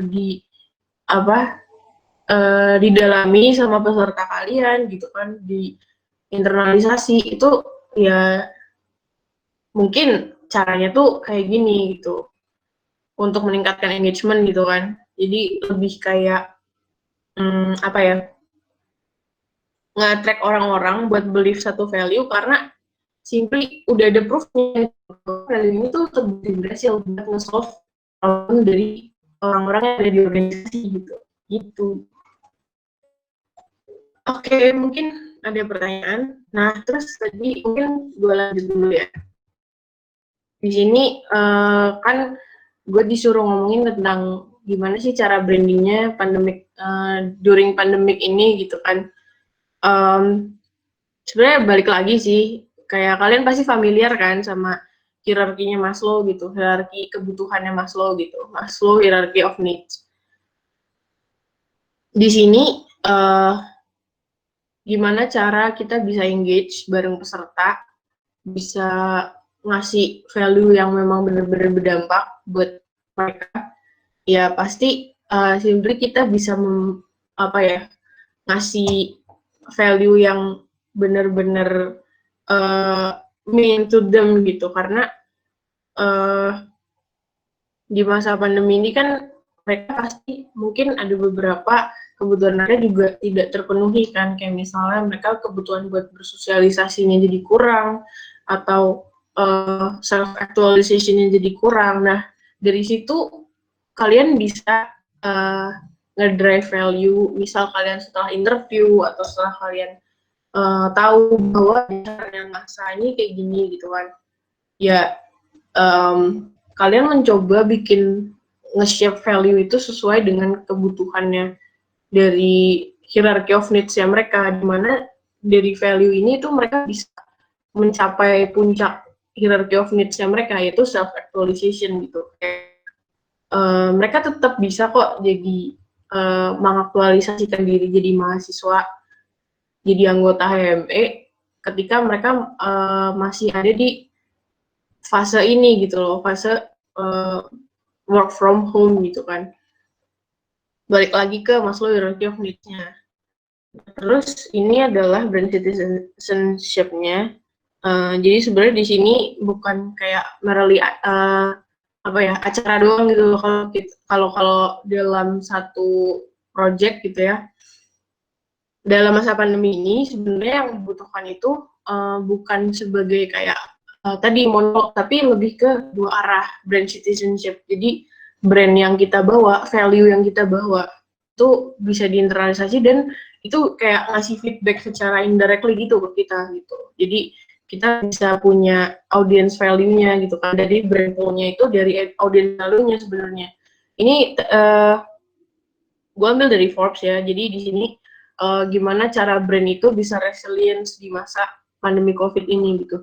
Nah, cara brandnya buat jadi lebih relevan dan resilience tuh ada beberapa poin di sini, ada trust, enrichment, responsibility, community, sama contributions. Nah di sini bacanya dari bawah ke atas, bisnis strategi and brand development-nya itu bisa ngebawa value-value yang ada di sini. Jadi lebih ke trust-nya gitu loh, value-nya tuh apa sih yang mau lu bawa gitu kan, kayak lu trust sama gue bahwa kalau lu lulus ospek ini pun kayak kiprah lu sebagai mahasiswa HME gitu misalnya itu bakalan terjamin, dan gue bisa bantu nge-provide apa yang kalian butuhkan di sini gitu. Kalau enrichment tuh lebih kayak ya kalian bisa memberikan value-value yang baru gitu loh di tengah era new normal kayak gini kan gitu. Terus responsibility-nya tuh kayak jangan jadikan pesertanya sebagai burden gitu ya. Jadi kayak lu bikin acara tapi acara ini misalnya nggak memenuhi ekspektasi, ya itu jangan jadi burden, tapi lebih ke feedback loop gitu. Apakah kalian sudah menemukan value atau menemukan urgensinya gitu loh di sini. Responsibility lu buat ngecek terus gitu loh benchmark behavior-nya gitu kan, supaya kalian bisa tadi itu di situ tulisannya treat people fairly and respect the environment gitu. Community-nya juga jadi lebih hidup gitu, karena itu engage kan, purpose dan communicate, share value-nya itu saling feedback satu sama lain gitu loh. Kalau misal face to face kan gampang ya, jadi kayak kalian bisa ngajak buat ospek ini tanpa harus ada beban buat mereka gitu kan. Tapi kalau sekarang kan keadaannya beda gitu, kayak mereka mau nggak ngemarau juga ya udah gitu. Tapi kalau di sini kan kayak bener-bener harus ada brand yang bisa impactful dan value yang bisa diinternalisasi gitu kan dari para anggotanya gitu kan. Dari sini engagement tuh penting banget, engagement dari community-nya. contribution, mungkin kayak program dan progres dari acara kalian itu bisa berkontribusi buat sharing value gitu loh satu sama lain gitu. Jadi mereka mungkin bisa merasa bahwa mereka jadi satu kesatuan HME ketika mungkin di masa pandemi ini karena mungkin program dari kalian gitu kan. Nah, itu juga jadi satu brand bahwa OSJUR atau ospek kalian ini bisa berdampak gitu loh, punya satu brand value gitu loh di dalam kehidupannya para peserta ini gitu during work from home misalnya gitu kan. Nah, terus ke atasnya baru kayak brandnya itu bisa terbangun dengan baik gitu. Oke, mungkin itu sekian dari gua. Thank you banget yang udah mungkin ngedengerin dan juga semoga ini presentasi dan mungkin paparan beberapa materi-materi dari gua tadi bisa beneficial buat kalian, sukses juga aspek jurusannya supaya value-nya itu bisa tersampaikan dengan baik dan juga mungkin programnya bisa membentuk satu culture yang baik gitu kan buat buat ngebantu lah customer atau peserta OSJUR tuh mereka bisa adaptif gitu loh during this pandemic gitu. Reach me out juga di Instagram @granat.ch, LinkedIn juga kalau mau connect Grace Natasha Kristiadi, lainnya @gracenatasha21 kalau misal ada pertanyaan atau ada yang belum dipahami atau pengen ngobrol-ngobrol lagi soal brand dan mungkin project management juga, karena sebenarnya gue di sini karena mungkin beberapa project gue bisa ngebantu nge-shape dari project kalian juga gitu kan, gimana cara gue bikin branding dari projectnya gitu. Nah, mungkin sekian dari gue. Mungkin boleh ada pertanyaan atau mungkin diskusi tadi misal dari storyboardnya, boleh langsung open mic ya. Yaudah, Grace, kenalin lagi, Egan. Sebenarnya mau nanya gitu, si Grace, kan waktu itu lu ngurusin ini juga kan, yang SRE kemarin itu, yang summit SRE, ya kan? Iya, iya. Nah terus kan awalnya itu kan SRE itu kan rencananya offline gitu kan, kayak rencananya. Nah tapi tiba-tiba itu karena COVID itu kan tiba-tiba jadi offline gitu. Nah itu lo gimana sih cara pertahanin engagement pesertanya biar tetap biar tetap semangat gitu loh terhadap acaranya walaupun misalnya dari online ke offline gitu, kira-kira dari pengalaman lo gitu. Oke. Jadi gimana cara gue menjaga semangatnya? Jadi jadi sebenarnya kalau di SRE, kalau kalian tahu di NDSRE, peran gue di situ ketua dari NDSRE Summit-nya itu. Terus emang kayak rada ini juga sih ya, nggak disangka-sangka gitu istilahnya, gue harus beradaptasi dengan ini semua gitu kan, kayak udah bikin planning nih, gue udah nge-tag Sabuga gini segala macam, tapi ternyata end up acaranya bakal ketunda gitu, mungkin sampai tahun depan gitu kan. Nah, mungkin di sini itu peran yang kalau dari pengalaman gue ya, itu peran yang paling penting banget itu sebenarnya brainstorm sama tim sih sebenarnya. Jadi kayak ini acara mau dibawa kemana sih kalau misal kita ngejalaninnya secara online gitu. Dan itu proof-nya tuh ya hype-nya tuh nggak akan kehilangan hype dari audiens, karena memang kita memang pahamin dulu gitu bener-bener kira-kira yang mau kita attract tuh siapa sih gitu. Nah, kalau kalian ngikutin SRE, kemarin juga sempat bikin webinar jadi waktu SRE itu retain orang-orang tuh sekitar 3.600 peserta dari webinarnya. Terus ya itu sebenarnya kayak gue bisa nge-serve value buat para calon audiens gue itu dengan mungkin nge-attract kayak talents atau mungkin tema-tema yang memang beneficiaries buat mereka gitu waktu di masa sekarang gitu kan, apalagi kayak waktu kemarin sebenarnya itu juga peran dari tim juga sih gitu.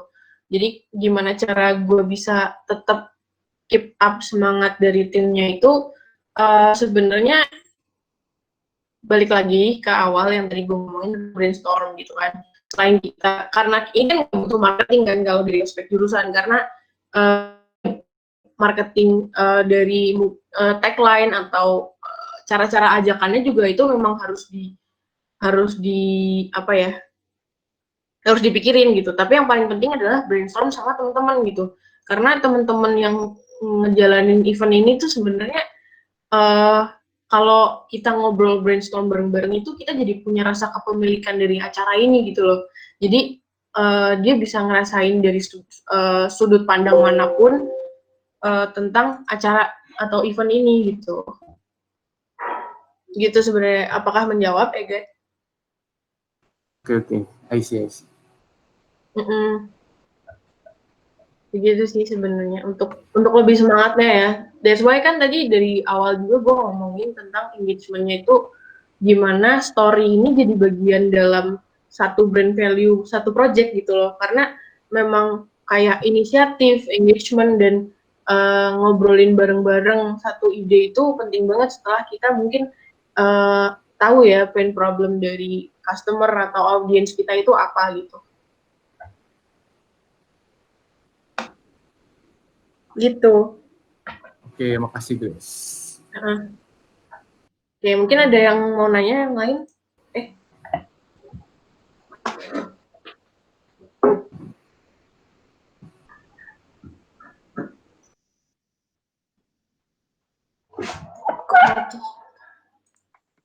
Yang lain yang mau nanya langsung open mic aja. Boleh. Ini sampai jam 3 ya? Ketua MBC nggak ada pertanyaan nih Ketua MBC.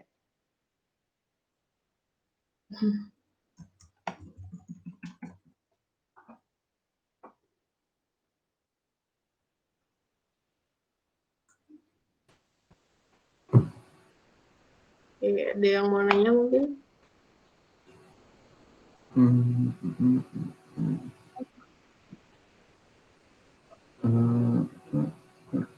Gimana ya? Oke. Ayo. Oke, gimana ya?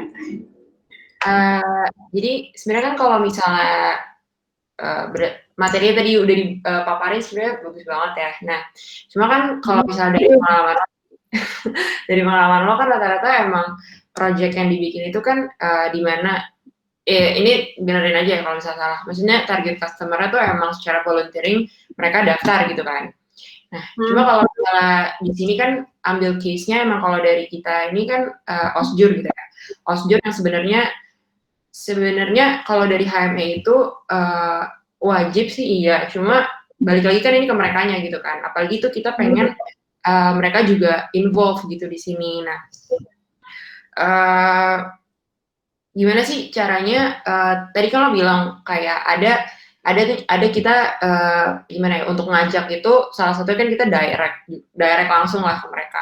Tapi kan lebih baik itu gimana kita ngubah mindset mereka kan. Maksudnya apa yang transitional ya yang tadi itu. Nah, intinya sih lebih ke gimana ya supaya mereka tuh nggak terpaksa gitu untuk ikut ini. Selain tadi kan salah satunya juga voice of communication tuh penting. Terus kayak ya secara marketing dan segala macam tuh juga iya gitu. Tapi ada nggak sih poin lain yang dimana supaya mereka tuh bisa ikut ini tuh juga nggak kepaksa gitu loh. Kan kalau misalnya emang apa nih, kalau misalnya ikut project-project yang kayak Founders Lab atau lomba-lomba itu kan emang dasarnya emang mereka pengen ikut nih gitu, kayak itu kan nggak terikat kan. Kalau misalnya ini sendiri kan dari impression aja tuh udah osjur gitu, kayak sebenarnya wajib, tapi kan mungkin nggak semua dari mereka gitu. Gimana sih kita bisa nge-reach mereka semua gitu loh, untuk sama-sama punya nge-solve problem yang sama gitu buat satu angkatan mereka itu gitu sih. Biar tujuannya itu juga sama gitu. Pasti kan acaranya juga bareng kan. Oke.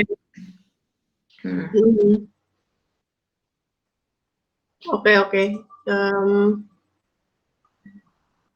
Mungkin balik lagi ke soal ini ya, yang kayak yang ini ya tadi kan jadi pertanyaannya tentang transition dari mana sih tadi ini kan, jadi calls to actionnya apa gitu setelah kita bikin value, kita bikin project, calls to actionnya apakah mereka mau inisiatif ikutan gitu, apakah atau kayak ya harus kita cap sebagai wajib gitu kalau ini kan caranya gitu. Balik lagi buat proses ngedrive value-nya itu berdasarkan ini sih kebutuhan juga gitu kan, kayak kalau tadi ngobrolin tentang framework yang ini tuh sebenarnya kayak brand citizenship itu ada karena ya dia punya engagement yang lebih dan kayak kita memposisikan sebagai orang yang caring gitu terhadap pesertanya. Kayak tadi ini kan gue ngomongin hierarki Maslow juga ini kan karena ya itu gitu, kayak value yang kita bawa itu sebenarnya interest mereka juga nggak sih gitu, kayak harus dilihat juga apakah itu mereka interest juga sama value-nya yang kita bikin gitu. Misal kayak kita kasih case aja langsung reward-nya dari ini ya, calon pesertanya langsung gitu. Misal sekarang maba-maba itu pada concern tentang ya ampun gue nggak apa sih namanya buat engage face to face tuh kayak kurang banget karena baru kenalan sebentar aja udah disuruh di rumah gitu kan, gue nggak bisa kenal lebih jauh, lebih dekat organisasi gue, terus kayak cara gue belajar gitu kan nggak ada yang misal kayak belajar bareng kayak gitu, apakah caranya beda gitu kan, kayak biasa misal kalau anak stay belajar di Labtech 5 bareng-bareng gitu, kalau sekarang mah nggak bisa gitu kan. Nah gimana gue bisa adaptasi gitu, atau kayak gimana gue bisa kayak anak HME yang seharusnya gitu kan, kalau misal COVID-19 ini mengharuskan gue di rumah gitu, jadi gue nggak bisa eksplor lebih lanjut. Nah balik lagi ke ini sih hierarki Maslow gitu, apakah kita atau project-project kita ini bisa tetap merangkul mereka gitu, caring kepada mereka bahwa ya mereka this is the way we do things gitu ketika kita mungkin face to face gitu. Nah ini bisa kita bawa atau kita bungkus dalam dalam satu project yang online gitu. Nah di situ kita bener-bener nunjukin gimana kita caringnya kita terhadap satu customernya gitu loh. Apakah mereka waktu kita kasih tugas, misal contoh nih di ospek, kira-kira biasanya kalau ospek jurusannya HME ngasih tugasnya tentang apa nih? Kayak kebayangnya gitu, yang paling berkesan lah istilahnya. Sebenarnya buat detail timeline acara tuh juga udah ada ininya ya, draftnya gitu. Paling kalau misalnya tugas-tugas tergantung sih, soalnya kan kita mentahinnya juga per hari itu juga tergantung profil apa yang mau dicapai kan. Mungkin kalau misalnya dari problem yang apa sih yang tadi yang SB7 work framework itu, dari problemnya mungkin kenapa mereka mau masuk ke ikut OSJOR ini kan pasti jelas mau masuk ke HME, terus di sana mau ya berhimpun, terus kayak ngembangin diri mereka gitu-gitu. Nah dari situ sebenarnya dari detail acara itu kan ini rangkaian acara ya, dan itu bisa dibilang ada 10 day ya, kalau nggak salah ada 10 day, dan di situ tiap day-nya tuh beda-beda gitu profil yang mau dicapai gitu. Nah jadi tugas-tugasnya juga nyesuaiin. Kalau misalnya emang di satu day kita lagi misalnya profil yang dicapai ini mau tentang dasar-dasar di bidang elektroteknik gitu ya, salah satu tugasnya itu kalau dulu tahun lalu tuh pas angkatan gue bikin NIMTEK gitu, kayak gimana ya gue bilangnya, kayak Bayang tuh kayak nemtek tapi nyala-nyala gitu lah. Ya pokoknya banyak tugasnya beda-beda sih. Cuma kalau yang buat involve mereka, ada juga tugas yang berkelompok, terus beda-beda sih sebenarnya, tergantung apa yang mau dicapai. Oh, oke. Gitu.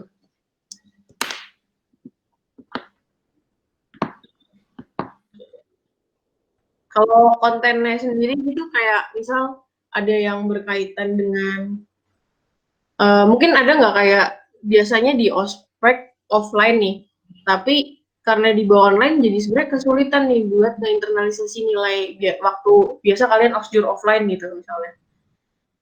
Nah ya itu misalnya kalau misalnya dulu kita offline kita bikin rangkaian sirkuit gitu loh, kayak bikin sirkuit 7 segmen lampu terus nyala-nyala gitu. Nah kan kalau misalnya online jelas nggak bisa kan, emang rata-rata kan hands on kalau misalnya di himpunan ini gitu. Ya paling itu sih kalau misalnya buat kesulitannya. Cuma gue sih ngebayanginnya gini sih, gimana cara kita engage mereka supaya mereka tuh juga nggak terpaksa gitu loh. Gue pengennya tuh mereka ya butuh gitu loh. Osjur ini emang karena mereka butuh kan. Apalagi kalau misalnya online, gue mikirnya lebih nggak tahu ya, mungkin lebih mudah atau lebih susah buat mereka cabut gitu, masih lebih gampang jatuhnya kalau online. Iya gitu. Engagementnya sih. Oke. Iya.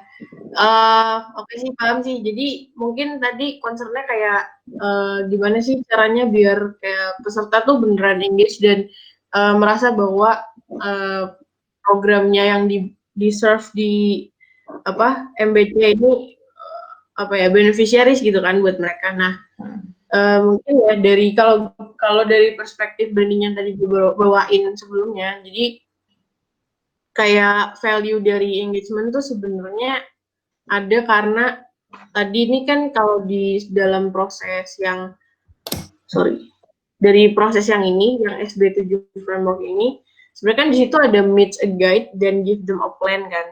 Nah dari situ sebenarnya panitia bisa ambil peranan buat kayak beneran caring untuk involve dalam kegiatan maba gitu. Kayak misal tadi misal bikin sirkuit gitu secara offline bareng-bareng gitu kan. Nah ini mungkin bisa jadi kayak kegiatan yang seru kalau misal kita ngasih guides-nya itu secara online, itu kita kemas dengan satu guide yang berbeda gitu. Kayak misalkan kayak gini, kita ngobrolin tentang project branding di online dan kita ngobrolin tentang gimana kita bisa nge-build karakter terus nge-solve problem dari project ini gitu kan. Nah di situ kan ada guidance-nya nih adalah materi gue gitu. Nah dari situ mungkin bisa bisa di-derive juga buat panitia bikin satu guidance yang jelas gitu loh buat para peserta yang memang ya ini problemnya dia gitu loh. Kayak kita karena mungkin misal nih draftnya udah jadi kan pasti problemnya udah jadi kan. Kira-kira panitia pengen nge-solve problem ini gitu kan. Nah yang nggak ada di yang sesuatu yang nggak bisa ditawarkan ketika kalian bikin ospek online itu adalah ketika kalian bikin ospeknya itu di offline gitu. Kayak the way kalian build a conversation, terus cara kalian nge-solve misalnya bikin tadi name tag itu kan offline gitu kan. Nah guidance-nya ini bakalan sedikit shifting ke mungkin kalian bisa ngasih tahu gitu loh seberapa penting problem ini buat kalian ketahui gitu, karena misal di real life problemnya ketika kalian offline itu ini bakal berguna banget buat di kehidupan HME kalian gitu, maksudnya sebagai anggota HME gitu kan. Jadi lebih kayak guidance-nya itu lebih ke kalian nge-guide real life-nya, karena ya ini memang problem ini memang penting banget dan pain banget kalau misalnya ini nggak di-solve gitu dan kalian nggak serius di sini gitu. Jadi misal kalian involve dari anak-anak HME yang mungkin kalau misal dia nggak ada project ini gitu kan, dia nggak bisa bikin sesuatu di kedepannya bareng himpunan gitu. Nah dari situ kan mereka bisa ngerti dan kayak ngebuka gambaran tentang kehidupan aslinya tuh gimana sih gitu. Jadi mereka bisa keep up gitu loh sama project atau problem yang ada gitu kan, dan mereka bisa bareng-bareng gitu lewat guidance yang kalian bikin tentang mungkin guidance di kehidupan nyatanya gimana, atau guidance tentang nge-solve si problem ini apa gitu. Jadi bener-bener anggotanya itu didampingi terus-terusan gitu loh, supaya mereka ngerti bahwa problemnya ini memang nggak bisa dibiarin gitu, karena kan itu memang ada goals-nya kan. Dari goals itu kalian bisa kasih tunjuk kalau problem ini di-solve, ini kalian bisa ngelakuin ini gitu di HME. Kalian bisa ngelakuin yang further gitu, buat progress further tuh kalian bisa nunjukin value-nya di awal gitu loh. Dan itu memang kalian bener walk the talks gitu kan. Jadi makanya tadi brand adalah trust dan juga reliability dan juga delight gitu. T sama dengan R dan D kan. Gitu sebenarnya, Tray. Apakah menjawab? Oke, menjawab. Oke. Mungkin ada yang lain? Ada yang nanya lagi? Kalau nggak ada mungkin ditutup aja ya, udah jam 3. Oke. Oke, kalau gitu terima kasih banyak ya Grace, udah mau nyampein materi ini tentang project branding dan branding saat COVID. Semoga ilmunya yang kita dapatkan bisa bermanfaat. Oke, sama-sama teman-teman. Thank you banget juga semuanya udah ngundang Progresio. Gue atas nama Progresio juga di sini. Semoga ilmunya tadi berguna ya teman-teman. Iya. Juga tadi story brandnya kalau misal mau dibikin sebagai storyline gitu, boleh banget sih kalau misal ngobrol-ngobrol bareng gue juga namanya, atau connect gitu. Sip, thank you. Oke, kita ada dari MBC mau ngasih sesuatu nih, boleh kan? Oh ya. Oke.